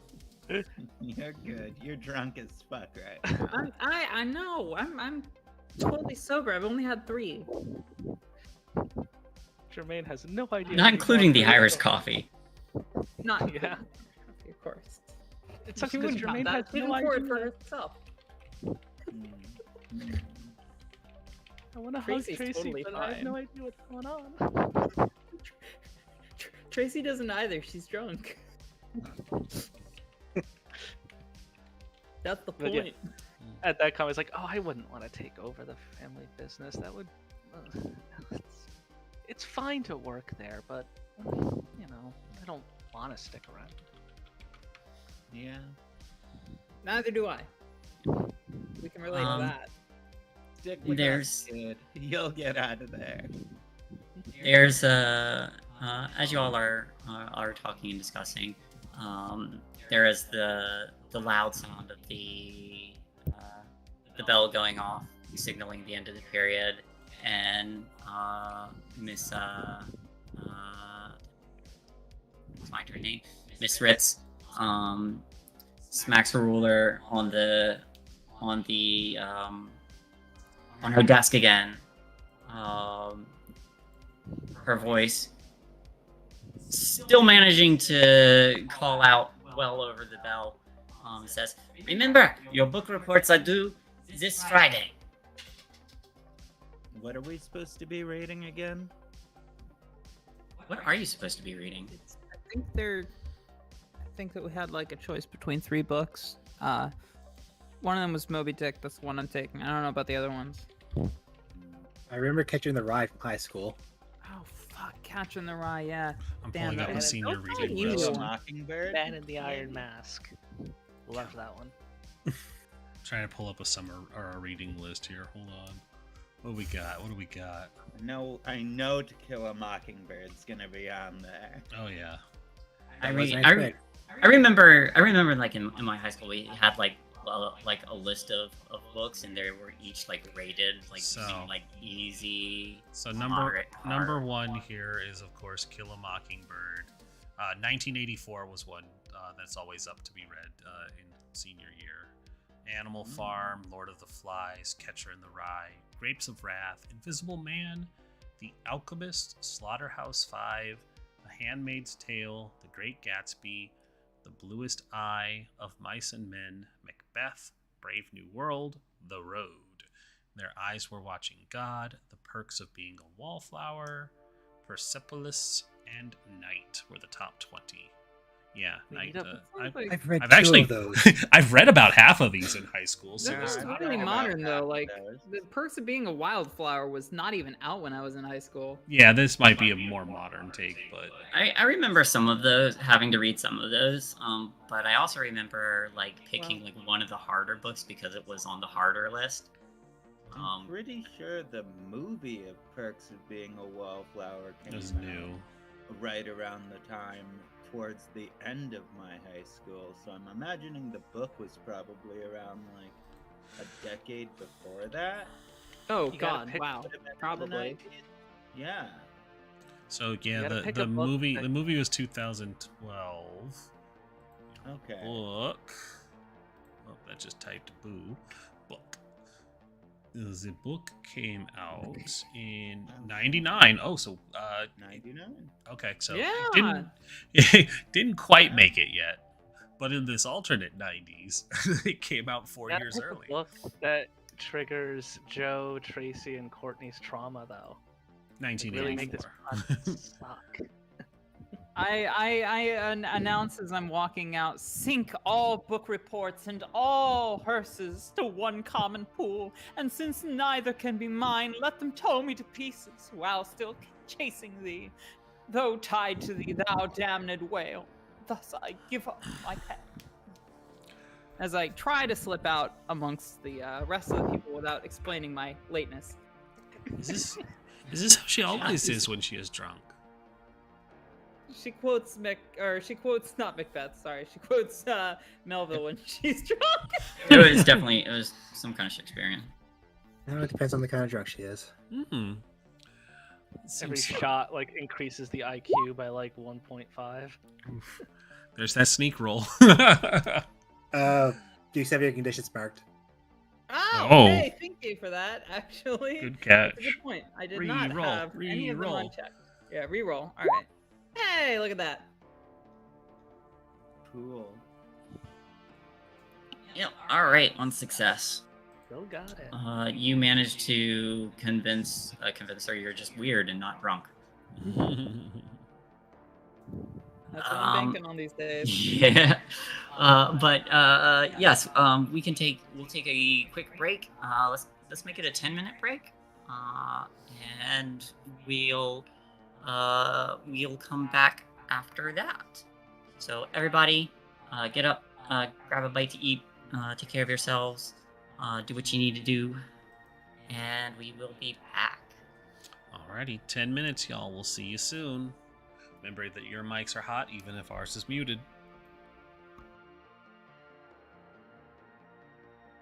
I hope I did not just screw up the order of the cameras because I accidentally hit turn off camera rather than mute.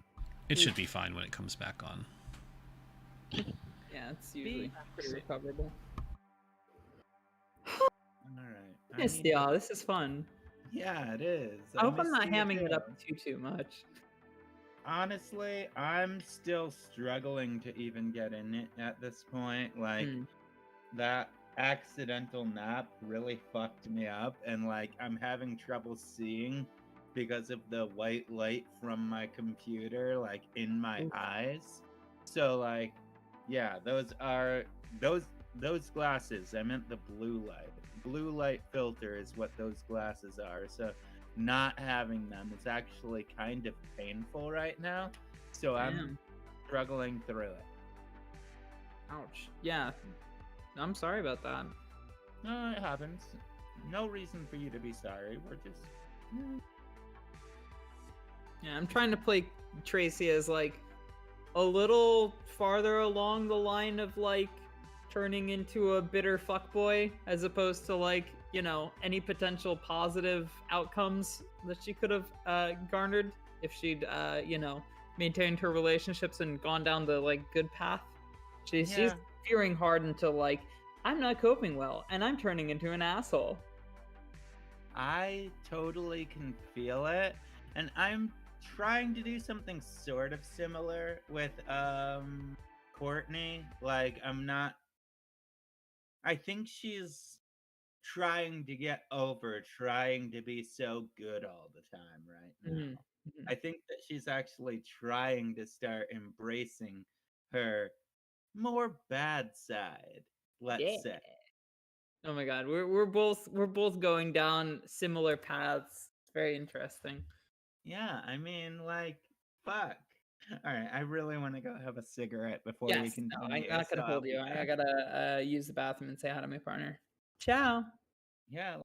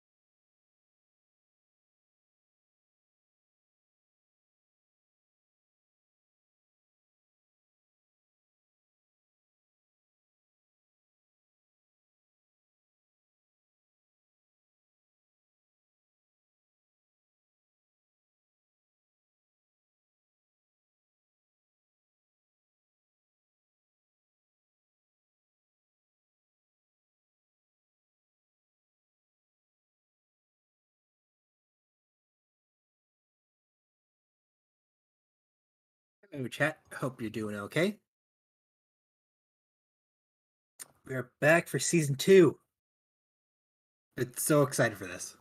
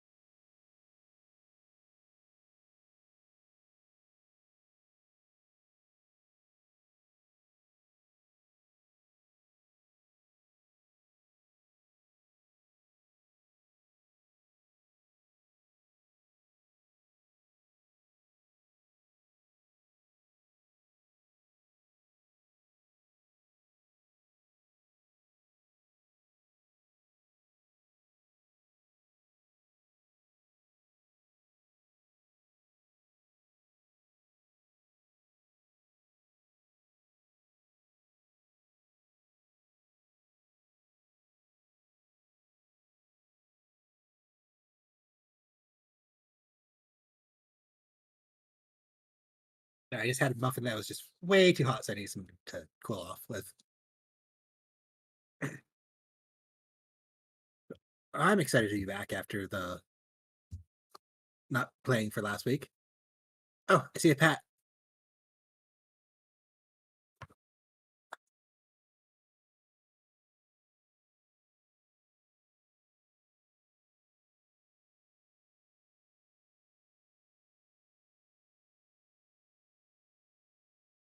Oh, and it's honest.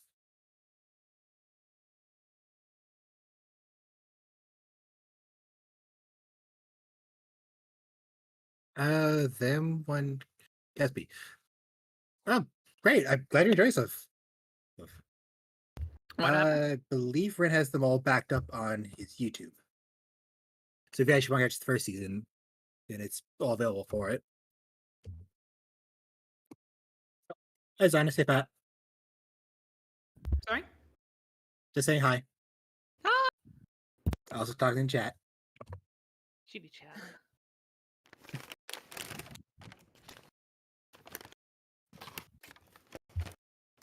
Gonna finish my Italian hoagie. Damn, you still working on that fat piece of meat? So much. Oh, it's so big. I couldn't fit it all at first. I'm really trying though. Come on, Pat, you can do it. Just Mhm. relax your throat. Okay. I think I can. I think I can do it. All right. Oh, My God, it's like something.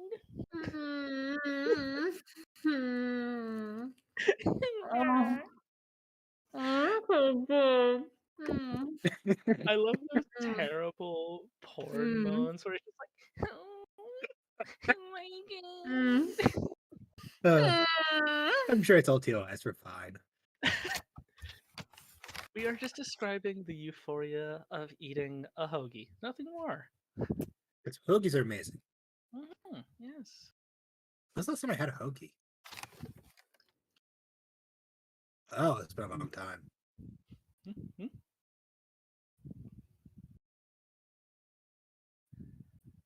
I like that you're using the proper Philadelphian American term for a sub, which is to say hoagie. Philadelphia rep. You Philly. Get your fill of Philly.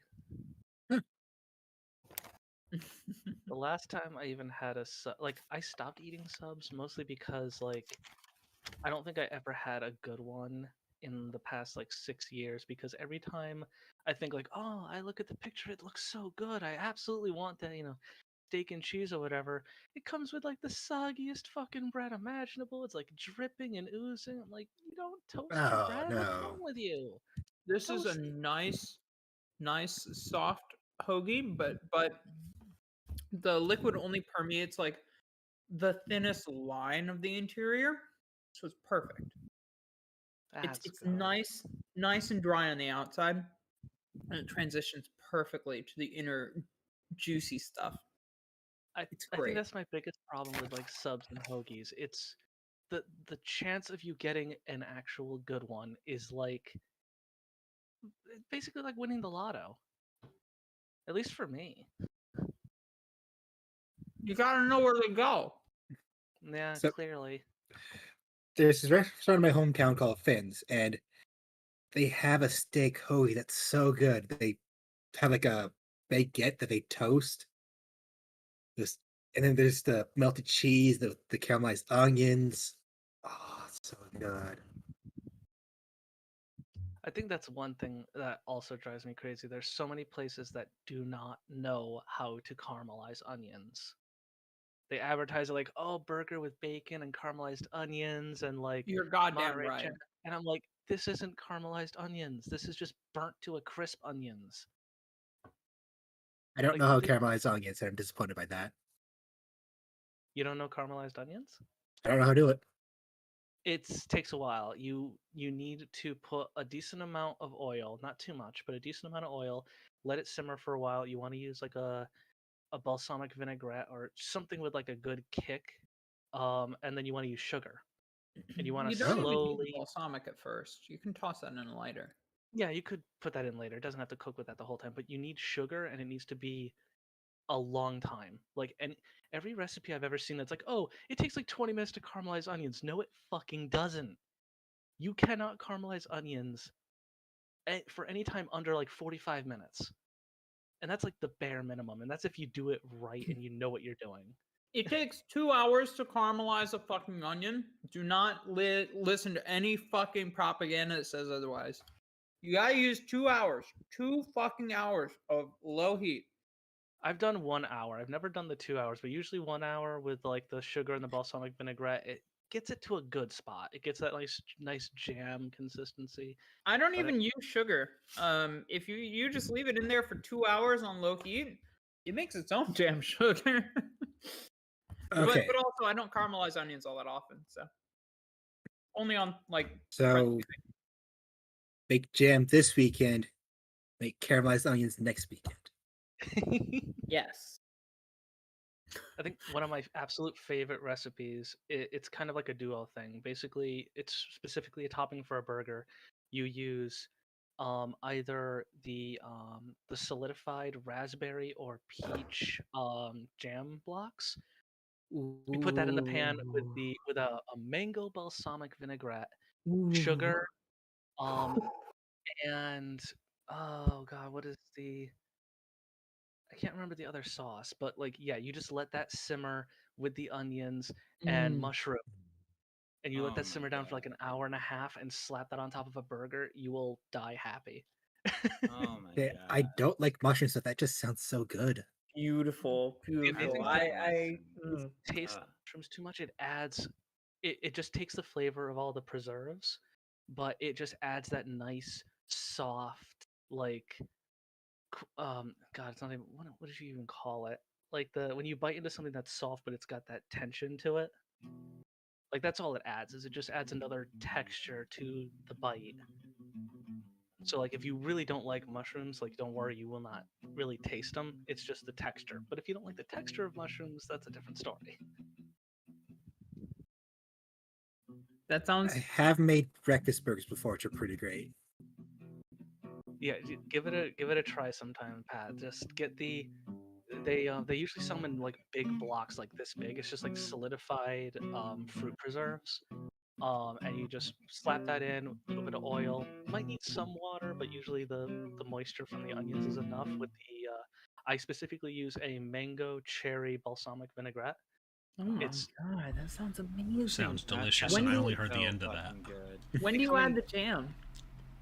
pretty much From the get-go? not quite from the get-go. Basically, once the onions kind of start, they start Browning. sounding off. They get the little pops. Then you kind of slowly add it in and just stir it like What are gently. you cooking? It's a kind of caramelized onion fruit preserve Sounds topping amazing. burgers. Hmm. I do it Oh, all the okay, for time. burgers. Gotcha. I do it all the time, and all my friends are just like, "This is incredible! I didn't even know this could go on a burger." Yeah, Zanis, that sounds like the fucking secret recipe. Oh, that is so good. Sounds So amazing. we do a cooking stream when? Yeah. Yeah, no, like dead ass. I'm super down. That sounds You guys, fucking amazing. Lee has done cooking streams before. Yes, but also Lee doesn't know how to cook. Are you kidding me? Lee's idea. Okay, all right, y'all, we're still not live, right? Like, I mean, we're live, but Right, whatever. Yeah, you know what? The fucking whole internet can know about this. Lee tried to fucking deep fry mozzarella sticks, right? Totally normal thing to do. Lee has never deep fried before, does not have the tools to deep fry, did not even have sufficient oil. Lee was walking around trying to find something that would work for deep frying the mozzarella sticks. Lee was asking the group chat that we're in, do you think balsamic vinegar would deep fry these? Oh God, Do you think I could deep fry them in ketchup? Like Lee was literally. I thought you were gonna say something like he tried to fry them No. without the batter. No. Oh, that's That's so much worse. It's so much worse than that. It's so much worse. You would basically Oh no. burn them, and they'd be saltier than the devil's asshole. What's the frying temperature for balsamic vinegar, guys? Lee does not know how to cook at all. It's really bad. I have to cook for Lee because Lee would destroy my kitchen if I let him. Oh God. Would scorch balsamic vinegar at the temperature that you need to fry stuff. It would just be black smoke in your kitchen. To be clear, it's just a bad idea in general. Lee Just was don't gonna do deep it. fry with olive oil. Oh God. Fucking olive oil. Oh. And see, that's probably just like a 2000s millennial issue, because there was that weird craze where everything had to be cooked in olive oil, so people think you use it for frying now. No. Oh no. Like I'll have olive oil have a low smoke It point. does. And so it's really hard to fry shit with it. Yeah, no, olive oil is for sauteing only. purple is light temperature, or if you're roasting vegetables in the oven. You Mm-hmm. don't Mhm. use olive oil other than, well, you use it for breads and things that if it's course, used for specific cooking, it's very low simmer temperatures or oven roasted. That's it. Yeah. You Mhm. don't Simmer use it or for- oven. Only. Mm.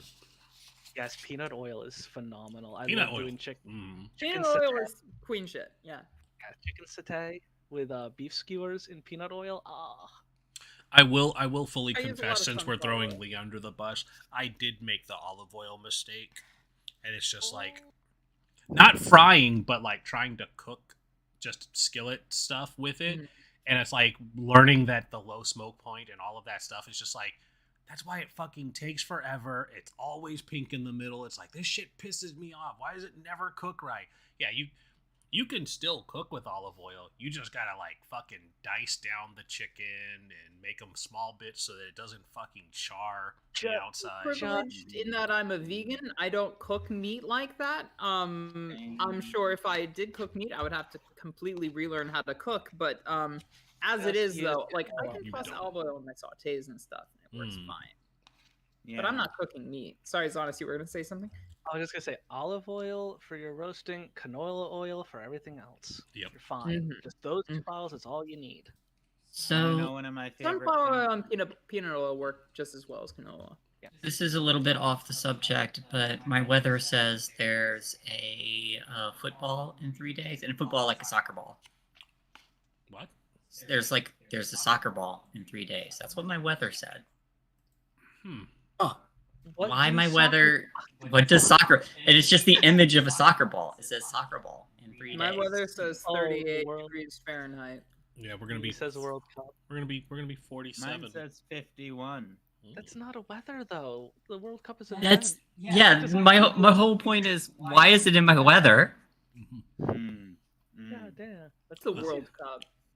Is my I forecast? personally enjoy making curries and whatnot, and at one point I made like a sweet potato curry that I used Crown good. Royal apple as a flavoring agent. Like I reduced the potatoes, like mashed them and reduced them with some apple tequila. Then I cut up some like mushrooms and onions and stuff in there, and then like after I had that like smelling like really fragrantly good, I then of course made rice to go with it because that's what you do, and I cooked up some tofu in the oven, had like baked up really nice, and then on top of that I had a kind of a mixture between like a teriyaki and barbecue blend, but like more of the seasonings and not like the sauce bottles, to just kind of like make it savory, a little bit sweet, and a little bit spicy, and then just like got all of that together, and it was one of my favorite meals I ever made. Oh, that sounds amazing. It does sound good. But hey, you know what else sounds good? Being back. Yeah. We got to be finished before Pat has to leave. Yeah, sorry about that. Yeah. Nah, our stop time is well before you needed to leave, so it's just we got to make sure we don't go over like we have been. So take it away, Shay. Welcome back, everyone, to Things from the Flood. Stillwater Chronicles Caught on the Other Side. And because it's the halfway point, I want to give a quick shout out to our sponsor, Grinding Coffee Co. Great coffee. Get some coffee. Use promo code PartyWipeGames, all one word, for 10% off your fantastic, delicious coffee. But we are returning to our game, in which everybody is currently, or We're talking about Spiking Punch. we're talking about Spiking Punch. Yes. For the upcoming party, or the upcoming dance, I guess. Tracy has gone full delinquent. Nice, yeah. Is there any other scenes that anyone wants to have during the school day? Jermaine's just stuck on whether. Well, I'm stuck on whether or not Jermaine should be stuck on the idea of whether or not Tracy was just generally inviting her to the dance or actually inviting her to the dance. Do you want to ask her? Want to ask your 8-ball? You should ask. Yeah, I want to ask the 8-ball. I'm just be like, was that like a normal invite or was that like an invite? Signs point to yes. That means nothing to me. You're usually better than this.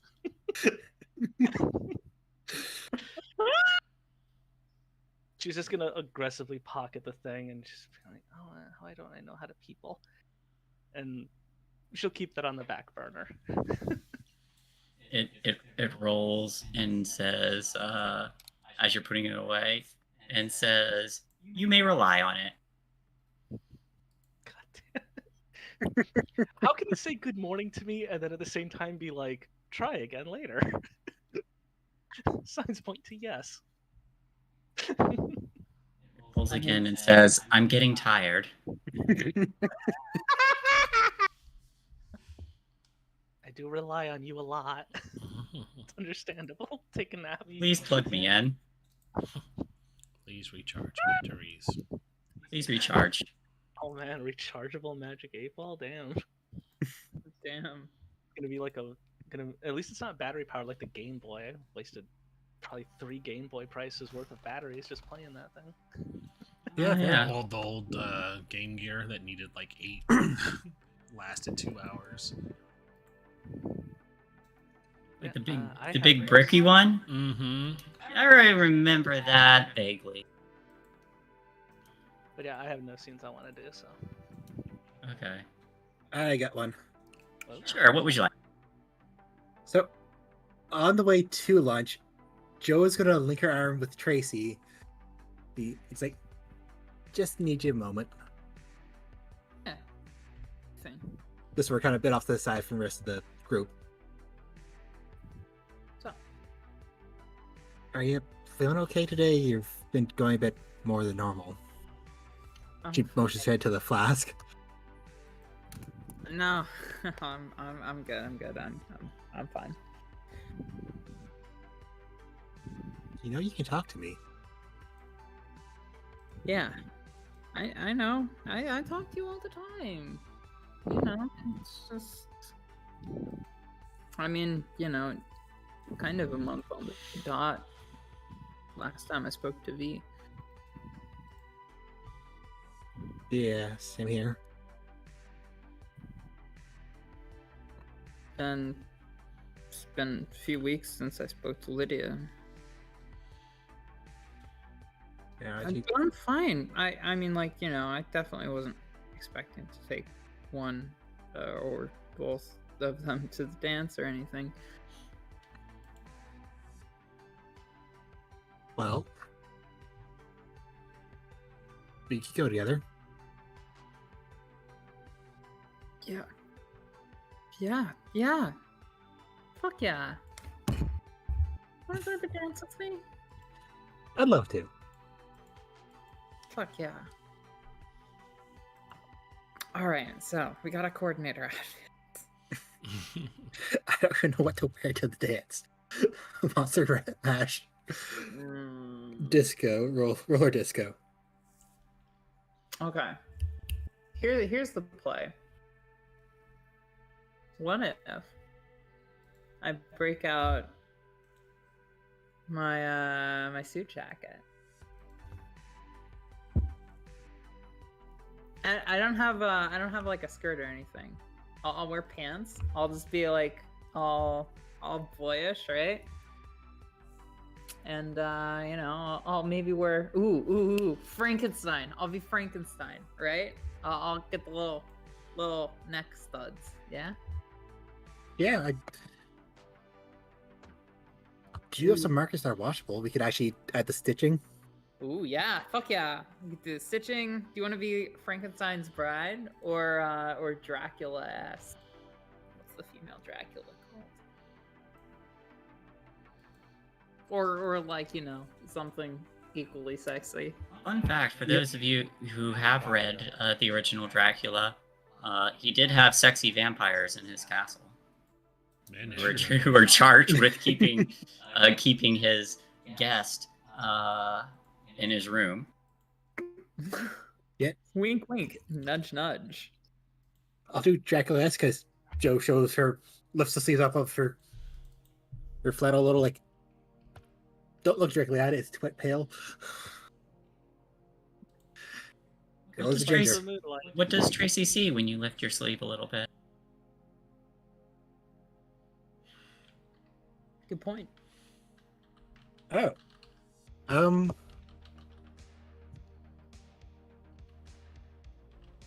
Joe's?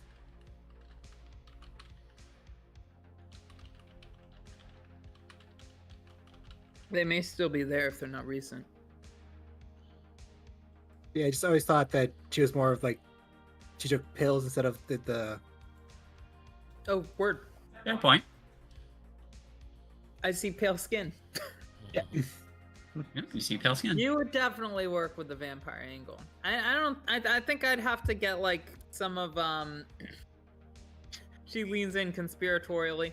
I think I'd need some of whatever Adam puts on in the morning. If I were to go the vampire route. Joe's just gonna shake her head. You can stop by a store see if you can sleep. Doesn't trust people. They talk shit behind her back. I mean, it works for her, but I don't know if it'll work for me, you know? Well, in the movie, he's green, the monster. So I think I'd have to have the black lipstick and the deep eyeliner. In the book, he's absolutely gorgeous. But also kind of a dick. Also kind of a dick, with yellow eyes. I mean, in fairness, everybody in that book's kind of a dick. Yeah. I mean, It is very true. just judging from like the time period, you know, everybody needs a lot of therapy. Yeah. Oh, no. Dr. Frankenstein in the book was like the worst kind of person. Oh, yeah, Oh, no, absolutely For true. sure. I'm talking about Frankenstein's monster, though. Which, you know, in the 90s was colloquially referred to as Frankenstein. Still is, I don't care. Dr. Frankenstein was Frankenstein's father, so they have the same surname, and that makes both of them Frankenstein. It's Period. true. Well, Like- Adam Frankenstein. Here's the big brand approach. Frankenstein's monster is actually the doctor. Frankenstein is the monster. You're the monster now, father. can I dig it. mean, I don't even think that's a stretch to say it, because, like, Frankenstein Doctor was a lot more monstrous than the monster. Yeah, it's a really good This could be a juxtaposition. diegetic conversation because Tracy actually has read that book. Yeah. I mean, She's also, definitely going for just the like, Monster Mash vibe, though, as opposed to the actual book. Unfortunately, I haven't, so Joe hasn't read it either. But she has seen the movie. The one in San I think that not any dance that we'd be going to. I think that Courtney might actually dress up as like a Frankenstein girl, because everyone knows Frankenstein girls are strangely sexy. Hell yeah. Here's to that. Oh, Mimi, the Dr. Frankenstein does so much worse stuff than bring a mashed together corpse back to life. Oh yeah. I mean, Tracy's idea of a Frankenstein girl, though, is like not much more effort than what I'm doing now. Mm. I was As a- actually making a reference to a band that I thought was cool because I was edgy in high school. MSI, Mindless Self-Indulgence.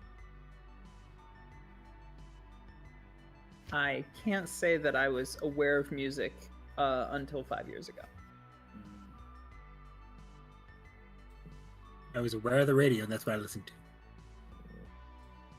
I was always super into music because I've been playing music for like fucking forever. Entirely valid.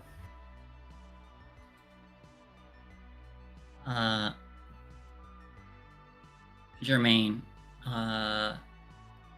as you're readjusting, you notice the little 8-ball in your backpack just kind of rolls and says, "Trouble ahead."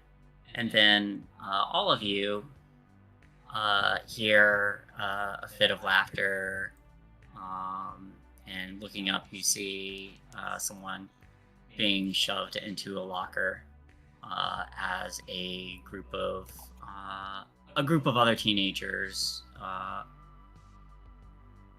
apparently bigger, and I think some of you would actually catch sight, or if not hear, "Oh, hey guys, this isn't fair," from inside the locker. Fuck you. Oh, fucking Oh, Jermaine doesn't know who Hugh is. Doing the bullying. Would I Yeah. know them? Let's see. You would notice that.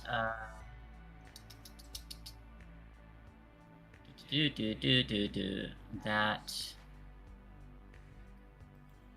Who was it? It was.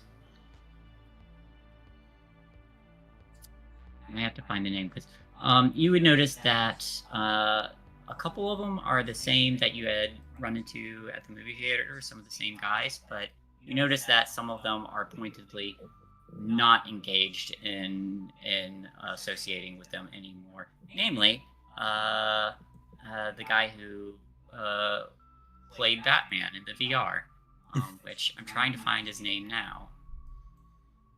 He's not there. He's not there. Lydia's potential foe. Yeah, he's not associating with these people anymore, and that might have been something you all had noticed over the last couple of months that a couple of these people kind of broke away, but here they are, Kevin, Brent, Chad, and Chet.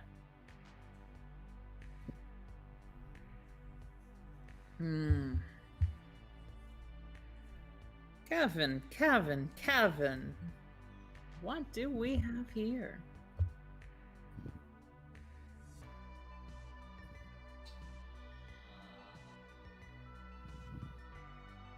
Just kind of looks at you and some of them are still like mid laughter, but he regards you and says, "Nothing, just playing with a nerd." Aww. And from inside the locker, you hear, "I'm the wizard." You certainly are, Hugh. Just very casually. We'll get you out in a sec, buddy. I feel like playing You know involves a little more. Can I empathize on these Vegetarianism. dudes real quick? Go for it.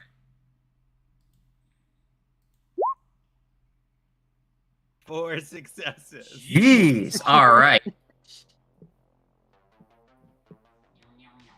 And what I want to know. Hold up, I'm pulling the thing back up because I can't remember the exact wording of the So many question. successes.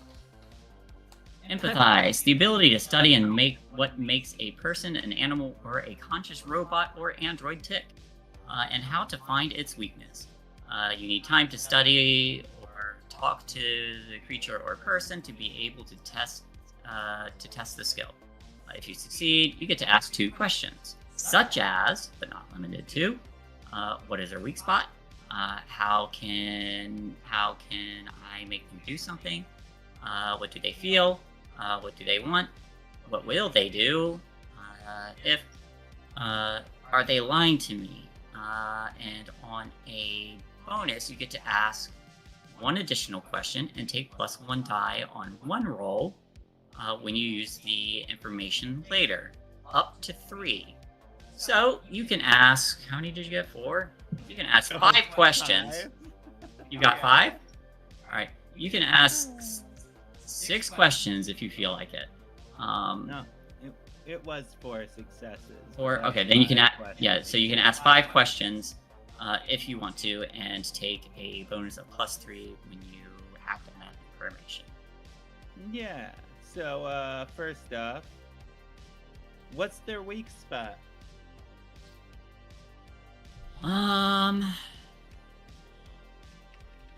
Their weak spot is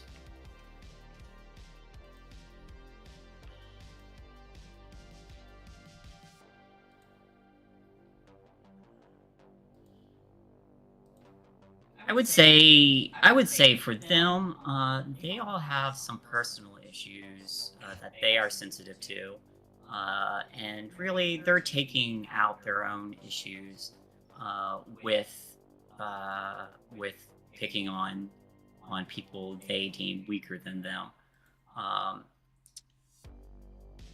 While you may not know the details, you know that everything's not good at home, or maybe at school. And I will let everybody who would like to, players, what do you think that might be? Well, I think at least one of them is probably really struggling with school, and they're picking on Hugh because Hugh's smart rather than asking for help because they don't want to feel like they're smaller than someone who is physically smaller than them. Yeah, it's the 90s. They suppress their need to ask for help. Mm-hmm. So they're struggling, and because a couple of them are athletes, they're kind of looking at getting kicked off the team, and some of their parents will namely their one of their fathers would be very, very displeased. All right, and I think this season Courtney's kind of fed up with everything that people like this are doing, and she basically just doesn't want to put up with any of their bullshit. So I think she is just gonna walk up and be really insulting to them. She's just like, Did you want to ask any other questions, or you're just focused on that weak spot? well, I think I'm just focused on the weak spot. Okay.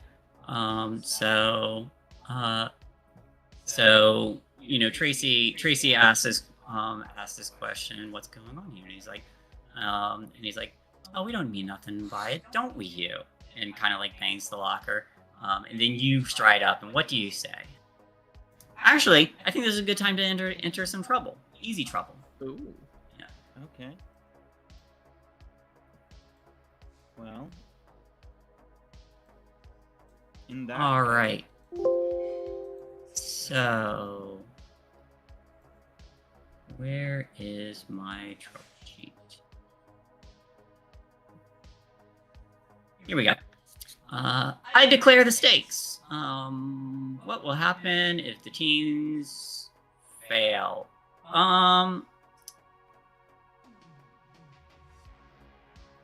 Probably looking at picking up some new bullies, unless you can put them down real fast. I would say that's what the stakes are. Threat level, normal. They're just more teens. They're not the worst you've ever had to deal with. Yeah, not by far. Not by far. So 3 times the number of teens for anyone who wants to participate. So now, number 3, you all get to make a plan. Mm-hmm. It sounds like Courtney's going to stride up and just start insulting them, and you will get that +3 on that roll. Awesome. Can I make a lead roll to direct the insults towards who I believe the ringleader of this kind of bullying activity is? Tearing him down in front of his friends so that his friends have a lower opinion of him. All right, so you're gonna pick out the leader and then just kind of gesture to Courtney to lay into that one. Yeah, I don't think that Tracy's on her asshole arc. I don't think that she's gonna stop this. Okay. What about everyone else? Astrid will work to get Hugh out of the locker. All right. She's not really with the group yet, but she's not going to leave Hugh in there because she knows Hugh. Yeah. How about Joe and Jermaine if you want to get involved? Kind of want to say, I want Joe to deck him, but everyone's just going to insult, so I can't. I mean, you absolutely can. Nothing is stopping you from absolutely choosing can. violence. In fact, Oh, yeah, if you can I wait to use insulted violence. them and then you punched them in the face immediately afterward, that's just adding injury to insult, and that's always a good thing, right? Lead with there's only going to be 2 hits, me hitting you and you hitting the floor. I'm thinking just maybe a comprehend roll to understand the best way to get this done with. Which, Aw, just because Hugh's smarter than you doesn't mean you have to resort to this. I mean, you're at least smarter than a caveman, right? I was gonna say something. The caveman so- guy from the commercial goes, I don't resent that. Nah, But no, how would you comprehend your way out of this or through this?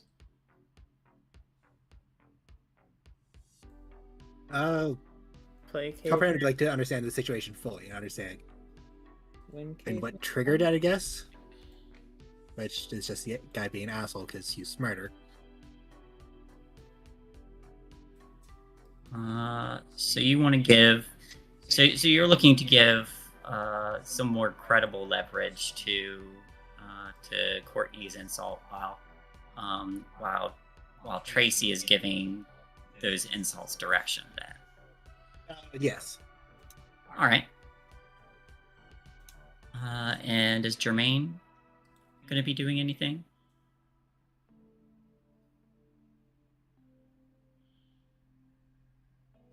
Oh, did we lose Honest? Zana said their camera was acting up, but I didn't realize we lost their sound. Yeah, it looks like they're same. out. Can you hear me? Well, we We can hear hear ya. you. Yes. Oh yeah, we hear you. I I don't mean, know them. what. I will give my plan and then I'll try disconnecting and reconnecting from the call because it is borking up like crazy. But Jermaine has a decent amount of body, so I think I'll back up Astrid for trying to get Q out of the locker. Okay. Try to force my way through, or force Alright. the door open. So it sounds like a force body from Jermaine, I was gonna tinker, use leverage to pop it open. Tinker from Astrid. I'll get the force body and the Tinker from you two last. I want the comprehend and the lead roll from Oh, I got Tracy. one success. only one. Yeah. And the comprehend 2. Deuce. All right. Would either of you like to push? I don't think I need to. You're Alright. dickheads now. All right. So that is a total of 3 so far. Courtney, go ahead and roll for your insults. Probably charm, huh? Yep, this would be a charm heart. Add the +3 from your previous roll, and add +2 from the lead. Awesome. So what I walk up and say to them is something along the lines of like, you know, just because you're jealous of how much smarter he is than you doesn't mean that you have the right to just bully him. If you want help, you can just ask for it, you fucking asshole. And I'll go ahead and just roll the heart first, and then I'll roll 5 more dice. All right, go for it. Ooh.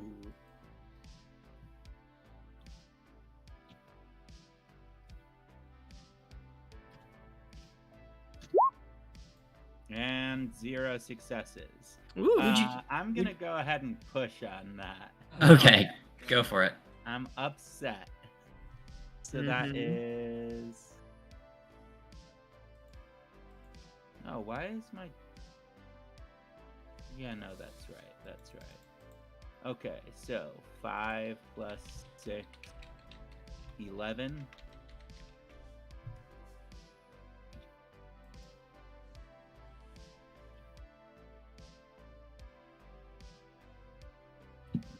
Make it 10 for the new condition.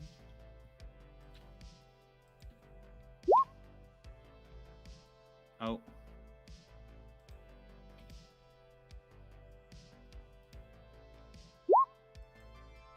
one success. There we go. All right, out of one all of success. those. You are at a total of 4 right now. You need 15. Wait, what? We're at a total of 4? You're We at a need- total of 4. You need 15.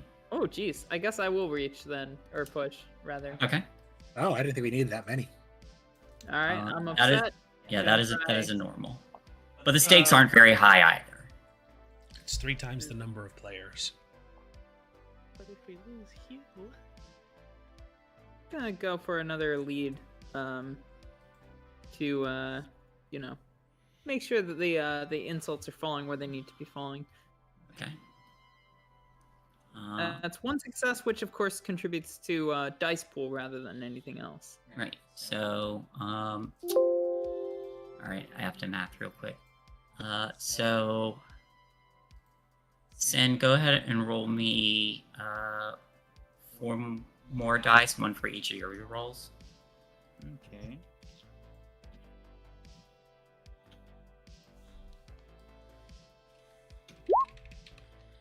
Two more successes. All right, so you're up to 6 then. Okay, I'm gonna mark her exhausted because I'm tired of this shit. All right. To reroll, which I got 2 successes already, so it should just be a 6 rolls, right? Right.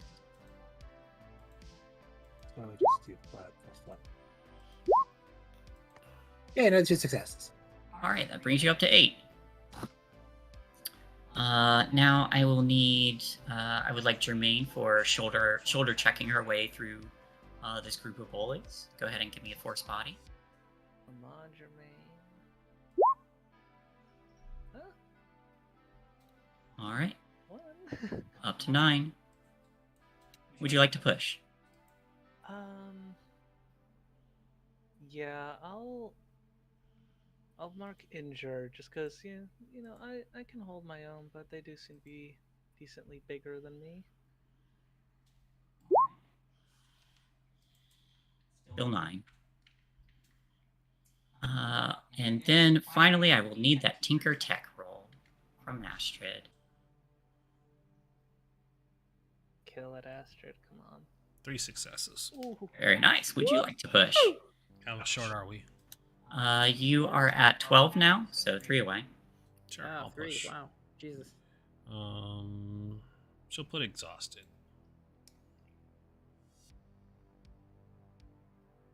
Is it That'd be Astrid 3 God tier? successes. So 3. 2 more.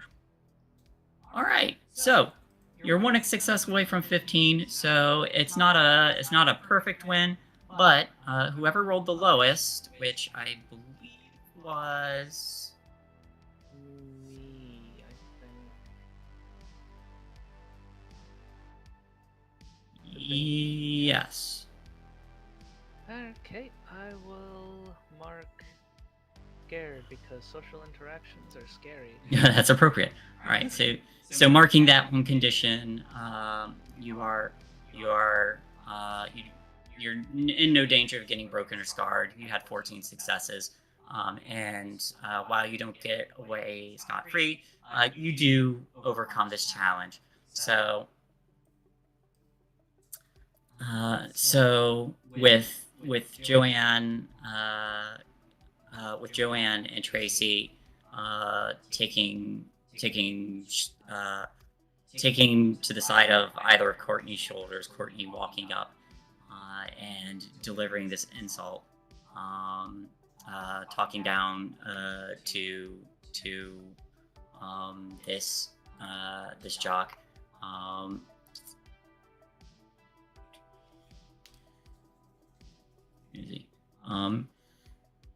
Brent does look like a little kind of like taken aback and like unsure of how to respond, don't worry. or unsure of how he Don't wants worry, to Brent. respond.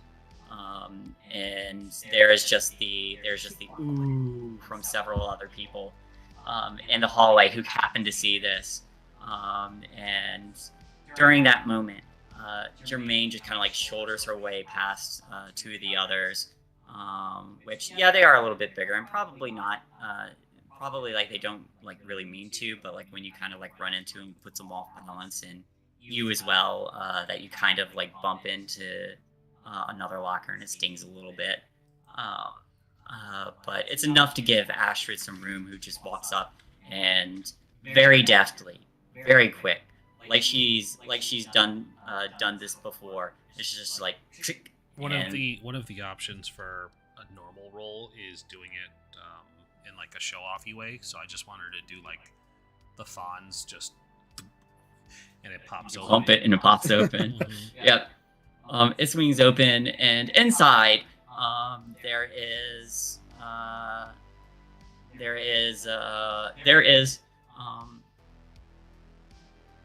Hugh wearing a wizard hat, and he kind of like wiggles his way out and goes, "Oh, hey guys." Hey, you all right, little buddy? Oh yeah, I'm great now. Thanks for getting me out of there. And the four bullies here, Brent kind of like looks to the others and he's like, "Come on guys, let's get out of here. We don't need these nerds." And kind of, yeah, trying to preserve his own ego, kind of like walks off, but Also, the damage has been done to him. You might be struggling with it, but it's completely okay if you're gay. You know, the charm heart. Alright. Hey, success. One success. What do you want out of this insult? I mean, I don't think she really sees it as an insult. I think that Courtney's like, if someone is being this insecure, they've got something that they're hiding, and I just want to reassure them that, like, it's okay if you are gay and you can be better. So let me ask the group here then. Is this bully really gay? Might be bi-curious. I say bye. Probably buy. Yeah. Deep in the closet about his by his feelings. bio. Okay, but it's the '90s, and he doesn't want this. He doesn't need this information getting out. So, he just kind of like does like just a quick glower, and the group kind of like hurries out of there.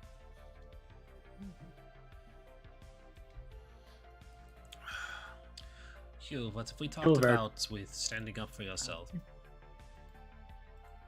Oh well, you know, they seemed like they were kind of in a down place. They said they didn't need to be hanging out with me, but I thought they could use a friend. Did you put the wizard hat on by choice this morning? Yes, I did. Alright, that's a bold choice. It's a bold choice, Hugh. A very bold choice, Hugh. I would not have guessed a wizard hat for you. Oh, He's no, pretty great with Fireball, I honestly. would not have guessed a wizard hat for Hugh. Oh yeah, I'm the wizard now. Yeah. Mhm. No, I mean, what is it? We hit like 7th level in our campaign last week. Wow. If I Oh, if yeah, I knew what sorry that for meant, I missing. would be impressed. Sorry for missing the last 2 sessions. Been Right. busy with college Uh-huh. and stuff. Yeah. Scheduling's always a problem. Yeah. Mhm. Yeah. I mean, hey, we can invite Astrid and Jermaine, or I guess he doesn't know Jermaine. We can invite these two I to guess. join, right? Hey, Adam, Sweden. Any of you ever heard of D&D? It's a game that people do sometimes. I'm more of a Colts fan myself, but it's probably too hardcore for you Americans. Is that like also a game? Divinity Lost? Divinity Lost isn't out yet, but the original Cult is. Okay. Oh, that sounds fun. Should we give that a try? It would make you I've cry, never Hugh. heard of it. It's probably in the same aisle though, maybe. I mean, sure, yeah, I'd be down. Always give it a shot, yeah. I Jermaine's mean, just gonna be horror cupping stuff it. always seems fun to me. Yes, it is.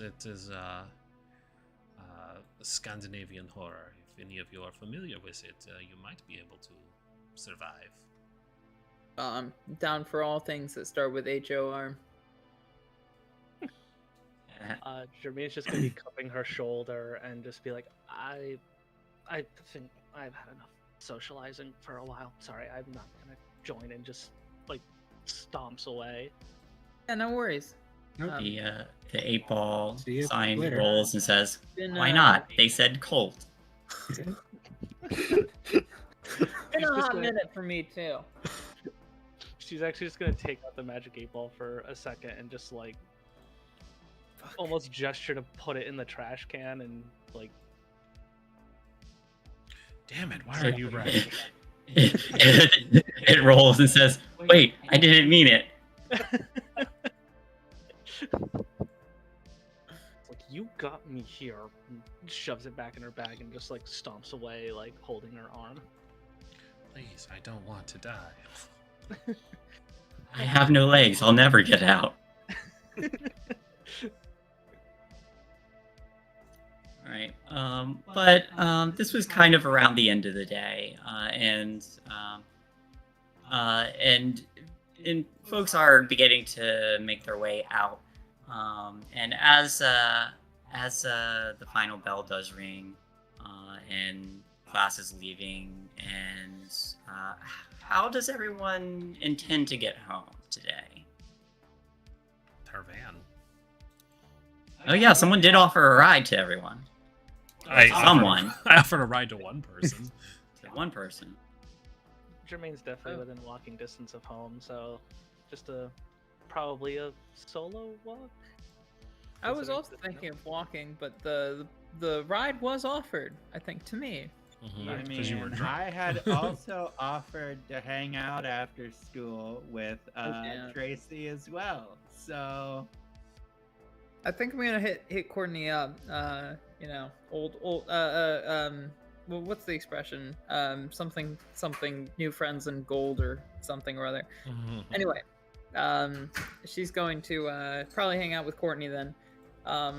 Although, frankly, we might all hang out after school on the school grounds. I hear nobody's supposed to do that, which makes me want to. I'm I in no mean, hurry I'm to down leave. for having us all like run into each other at the end of the school day and have a conversation about what's going on. Sounds about right. She's gonna hang out afterwards. That works too. Mhm. So it is gonna take like at least like an hour or 2 hours for everybody to actually leave, because it's one bus after another. But you all are easily able to find a place off to the side. Anyone who's doing winter sports are at practice. You're able to find a place outside. It has begun to get a little more brisk out, and there was weather prediction that it may snow by the end of the week. But as we all know, weather predictions are very hit and miss. At least until it gets closer. God, Courtney, I Yeah. fucking hate the cold. Why does it have to be cold? Fuck. Joe's 100% know. looking around for Binks. Fucking sucks though. I Ah, hate the cold so much. It's the worst weather. I hate this. I Yeah, really hope it's- Pittsburgh is warm. It's brisk right now, so it's not like below freezing or anything. It's a little chilly, but not. I'm little perfectly worse. aware. Tracy hates it nonetheless. Okay. Mm. You're also thinning your blood too, so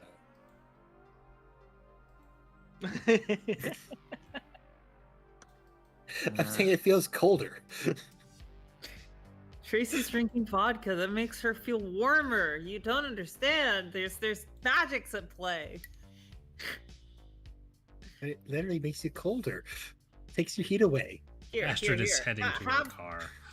have some. It will make you feel warmer. I promise you. Joe's After, shaking notes in. You're here, right? Yeah. They do this, right? In the country that you're from, the cold place. Drinking makes you warmer. I believe you are mistaking it for Russia, but we have better ways of staying warm, usually in Sweden. I'm pretty sure the Grey Goose is Swedish. I could be wrong. I think Grey Goose is French. I thought it was Canadian. That was my second guess. Given the geese. It is French. It is French. Yeah, it's French vodka. So it's even worse. I didn't know the French made vodka. I thought Yeah. they just made the grape juice. Nope. Also, And chartreuse, my fuck. least favorite color. Mhm. Let me grab some of that. There you go. She Yeah, passed her school's flask. over. Yeah, grab it. Just And I'm not driving. who wants to go hang out in my band's practice space over in the quarantine zone? Quarantine zone. Let's immediately go break some laws. You're still practicing in the quarantine zone after everything? I mean, I wasn't going to, but it's like, fuck, we already had just about the worst thing that can happen there happen, and then it turned out it didn't even happen. So it's like, what the fuck is the point? Like, if nothing has been real, then like, why should I not just fucking keep on going, you know? Well, we were all together before. Things happened first. We were Was alone. V and Lydia in our imaginations? Adams, I don't know if either of you I don't know if either of you are privy to all this, but we three have been into the quarantine zone before. Oh yeah. Weird shit. Yeah, they died. A small world, so have I. Yeah, still cusping her shoulders like I go in there all the time. Mhm. Is this something Oh, we are not supposed Well, to do? alright. Cool. Hands off. I Get on ya. I mean I don't go far. No, Yeah, it would be foolish to the- go too far. The old warehouse that my band practices in, we found like an old beat up generator to toss on some power and just like bring a little bit of gas with us every now and then. That way we can like rock out super loud away from anyone else and just like being able to hear what it'll be like on a stage, you know? Oh, I've been there before. I was digging around and I found this weird boxy, like, looked like a mask thingy. You don't say. What Hmm. what happened to that? no. Definitely didn't go that far. We've been there. I've been there more than a few times. It is not so strange. It can be. Just You keep encountered your the eyes giant open. shrimp before? I'm sorry. Seen any giant shrimp when you were there? No, I saw dinosaurs Great. actually. Raids of zombies attached to wires? No, no zombies. Giant crustaceans. I've just found. That's what I just said. I mean, I like what you did there, though, Sin Crustaceans. I appreciate it. I mean, don't tell anybody, but I found remains, and I Mm. check them out. Yeah. They all have a story to tell. Oh, holy crap. This is like that one movie from a decade ago that's like, Breakfast want to Club. see a dead body? Oh. No. They Yeah, had Stand By Me? Stand yeah, By Me, that's yeah. the one. I read the book yeah. actually. It's nothing like the movie. Well, it's kind of like the movie. Actually, it's really, really like the movie, but it's different in other ways. If I wanted to show you a dead body, I'd just bring you to my house. River Phoenix, right? You know, if I didn't know you lived at a morgue, I'd be terrified. That explains the. No, it doesn't actually explain the get up. Yeah. Pretty sure people can live at morgues and not dress as awesome as you.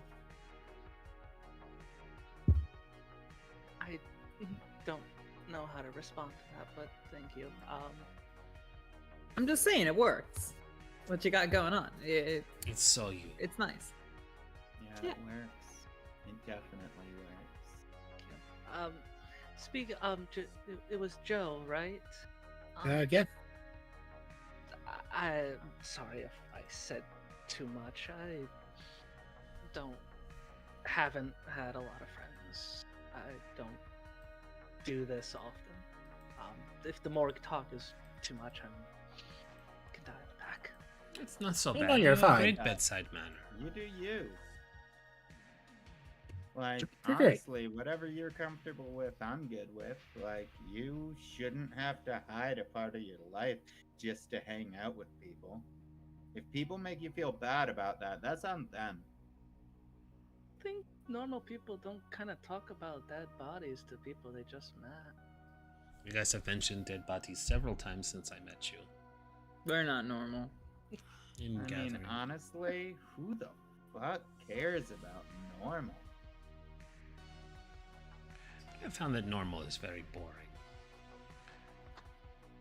You get it. Well, I appreciate y'all not just calling me creepy and walking away. I have seen far worse. You have no idea how much worse at least 3 of us have seen. I have seen pretty bad. Yeah, that's a mood. I'll drink to that. You all say, or you say, some of us have seen much worse. You say, I have seen pretty bad. And then you all hear a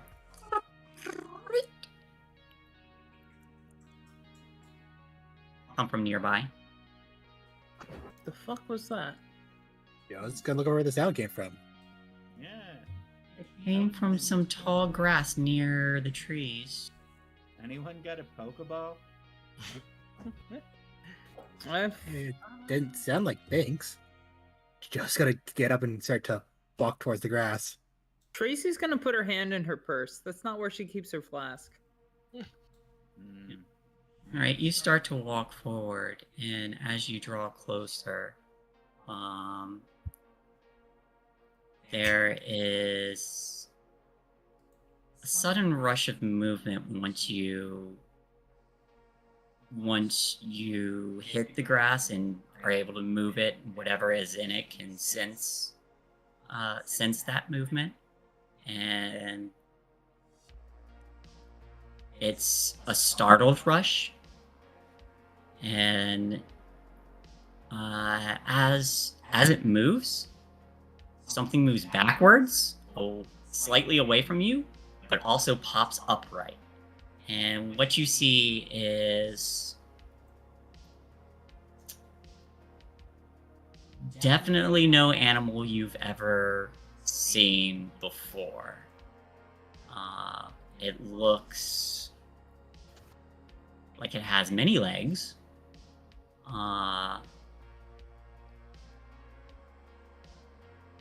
Three beady little stalks on the ends of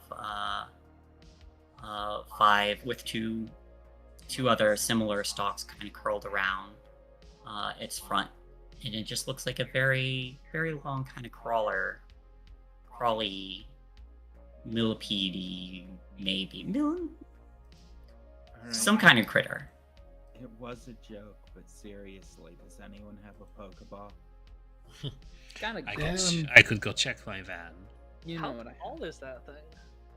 I do know what you have. It is relatively small compared to you, But it's but big compared for- to like A bug? a bug, it is huge. That's not an insect. Or an arthropod, really. Yeah. You're definitely not thanks, little guy.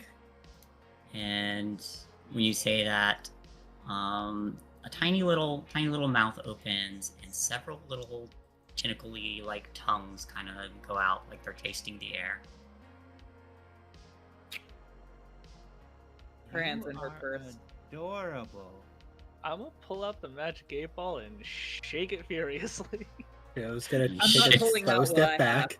It stays in the purse. All right. So what are you asking the 8-ball?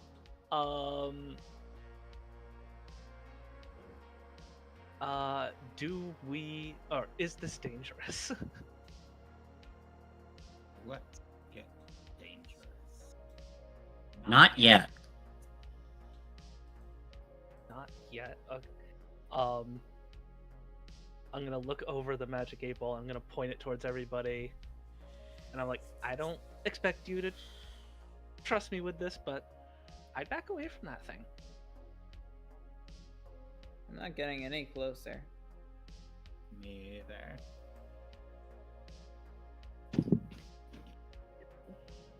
You okay, Grim? Yeah, something.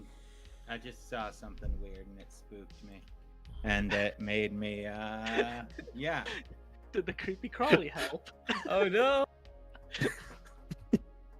Well, funny thing is, it was actually a bug that I saw that was on my keyboard, and I was like, and jumped back. Question: Did you Dang wear shit, you brought brown- to real life. Like when you suddenly get a house centipede that runs across your floor, and you're like, Oh, not now. worst. Yeah. Fucking house. I know that they're good. I know that they're good, but my brain doesn't when it sees Yeah. one. No, yeah. Exactly. It's like as long as they stay out of sight, they're fine. I'm great with bugs and insects and like spiders and shit too. Like it's just house centipedes. They're really fast. It's so They bitchy. like to just be in your face and they're jerks about it. Yeah, and they're like little specters too. They're like little ghosty kind of Johns when they run around. It's like, ugh. Anyway. Yeah, I back up and I'm maybe like, you know, I would maybe assume, I don't know if Joe's behind me necessarily, but like if she is, I would be like, all right, we're backing up. My elbow's on your chest. We're backing up. I want Jermaine to just kind of irk everybody out and be like, my magic 8-ball says it's dangerous. Back off. It said not yet. Well, it might be dangerous. Back off. It might be dangerous. It's not dangerous yet. I asked if it was dangerous and it said not yet, so I went back off. Joanne, it is there's one of the eye stalks have not left you.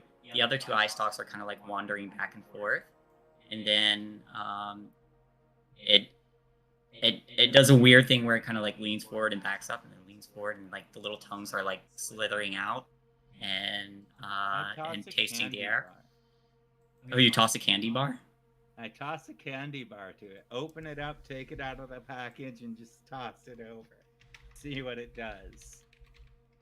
It flinches and kind of backs away a little bit, and then moves forward again. And its three little tongues kind of like slither out, like it's tasting it. Is this candy bar? Has it been unwrapped? Yeah, I unwrapped it before tossing it over there. I think it's like, considering it's the 90s, let's say it's a Butterfinger bar, just because those were really big in the 90s. Once its three tongues touch it, it scoots forward and starts eating it. I just look over to Courtney and be like, Courtney, right? I just want to make sure I got it right for your gravestone. Yeah, I just figured, like, if it's that curious, it's probably hungry, and if we feed it, it might, you know, go away. It's usually not how it works when you eat it. It actually finishes the bar and then like inches a little closer. Oh. Yeah, it's Yeah, not how it's that works kind when of you the feed opposite. things.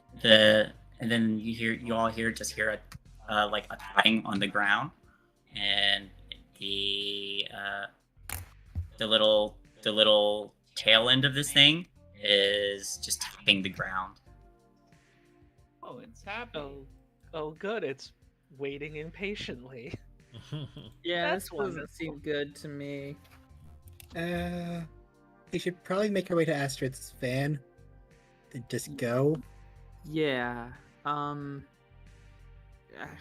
Jeez, we should probably tell someone about this too. Although, wait, hold on. Fucking A. There's supposed to be a monster that hangs out after school hours. Is this the Motion monster? with both hands. Bruh, I didn't even think about that.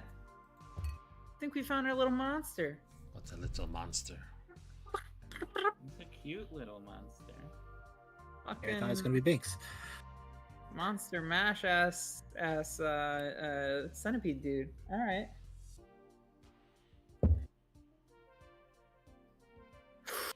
Val. I'll bring you more candy bars later.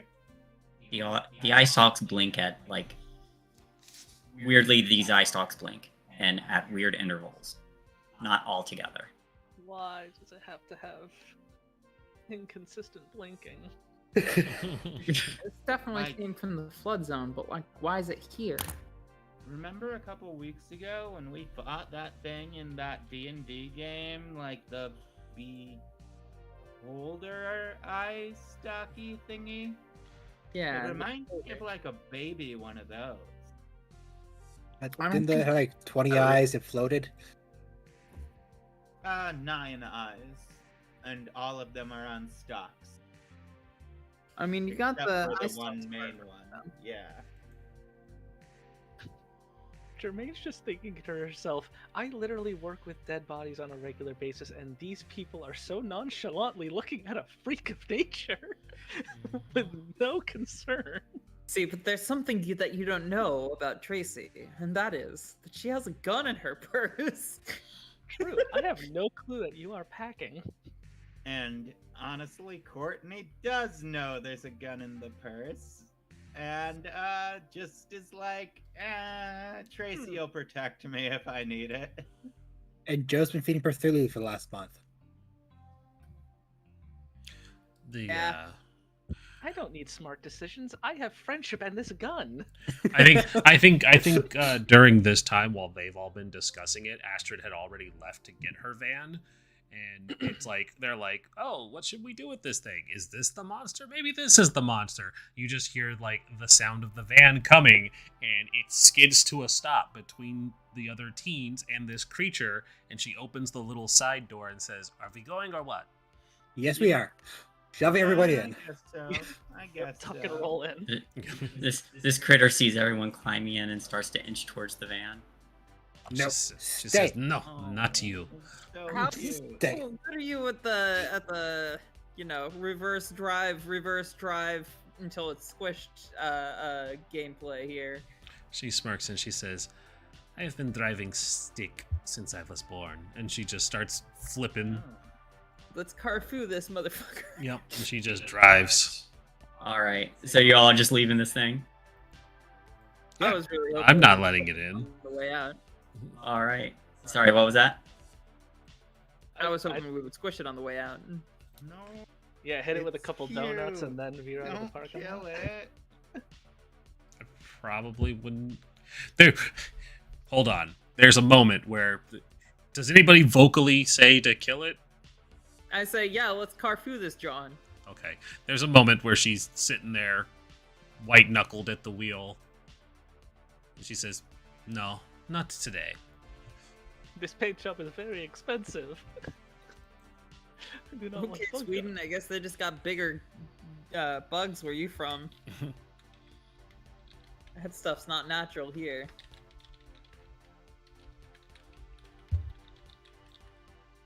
All right.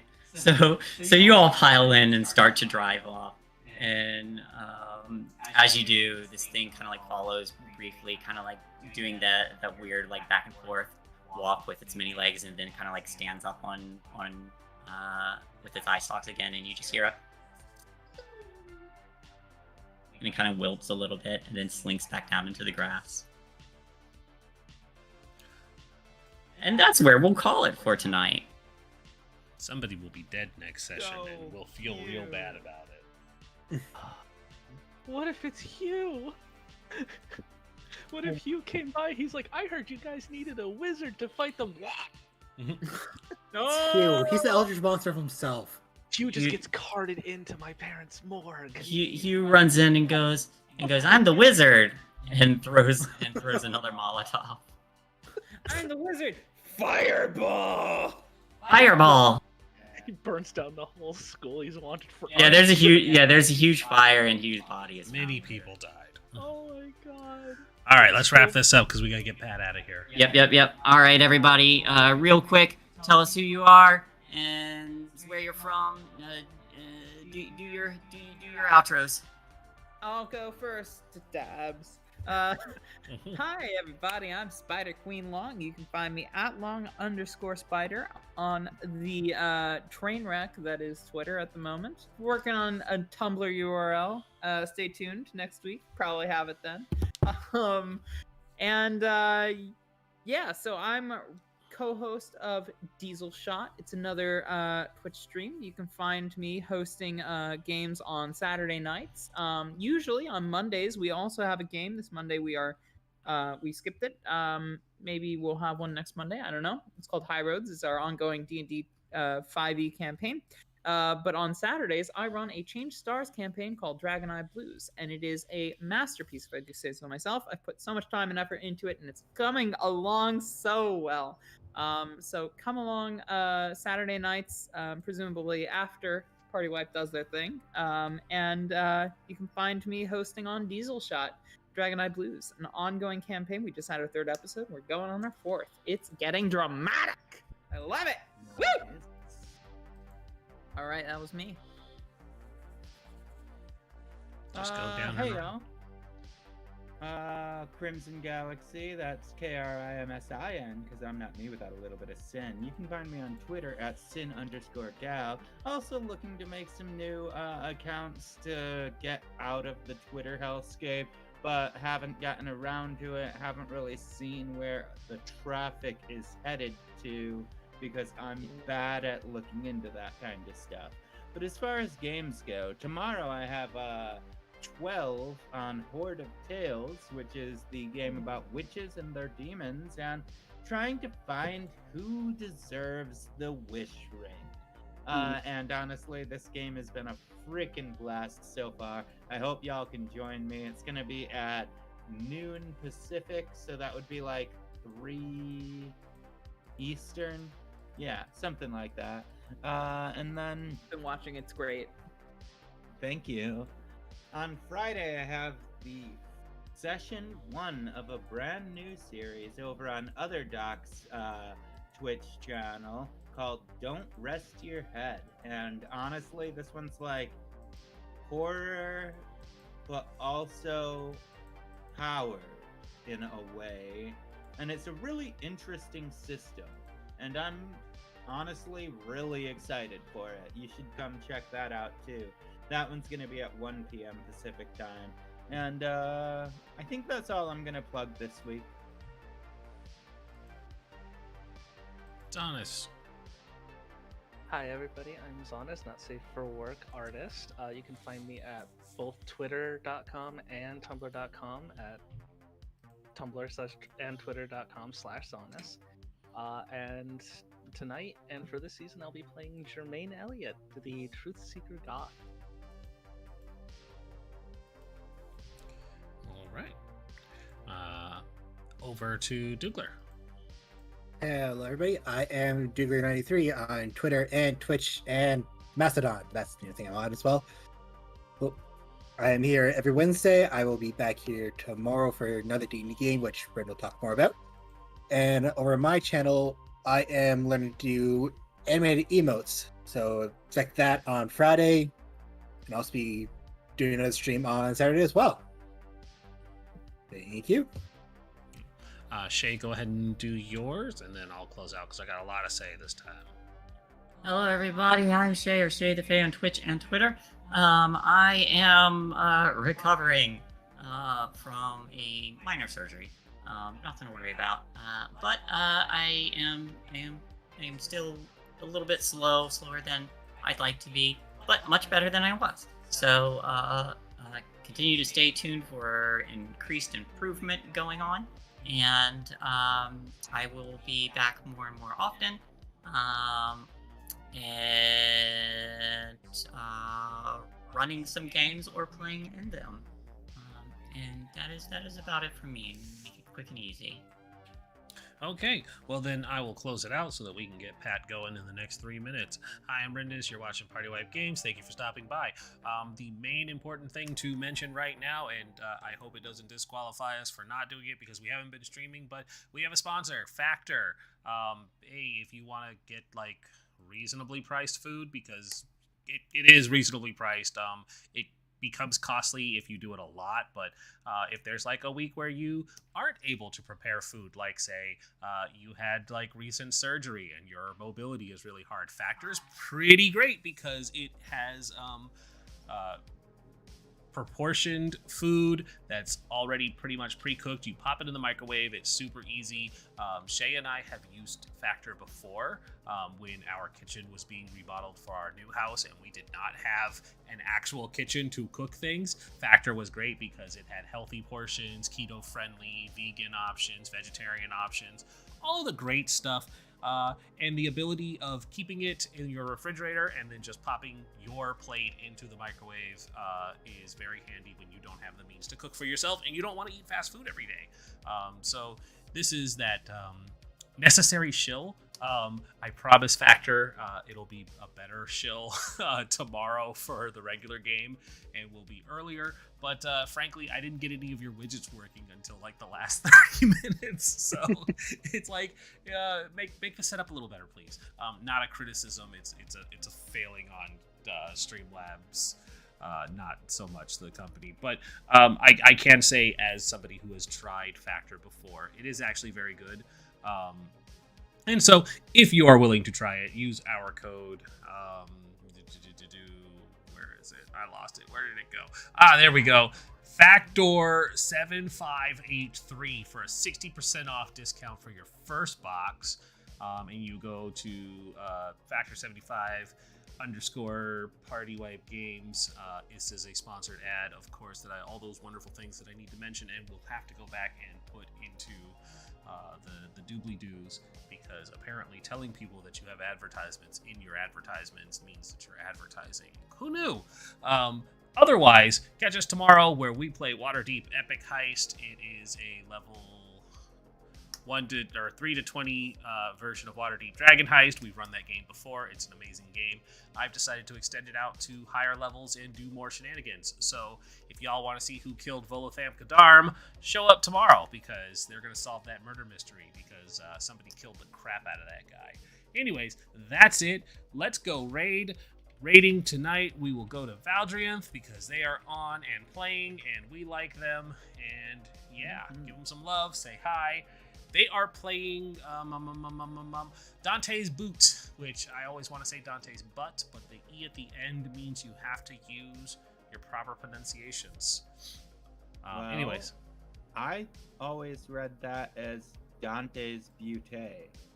Like, could be Butte, which is just an elegant butt. I hear Butte. Yeah, that's what I thought it was too. Was Butte, Dante's Butte, but Probably, I like Butte. So it sounds like it's still butt, and you can snicker and be childish with me. Yeah, no, it sounds more cultured to say Yeah. Butte. I think that's the way to go with it. The crapier. All right, well, we're rating, so let's kick it off. 8 o'clock, exactly as we promised.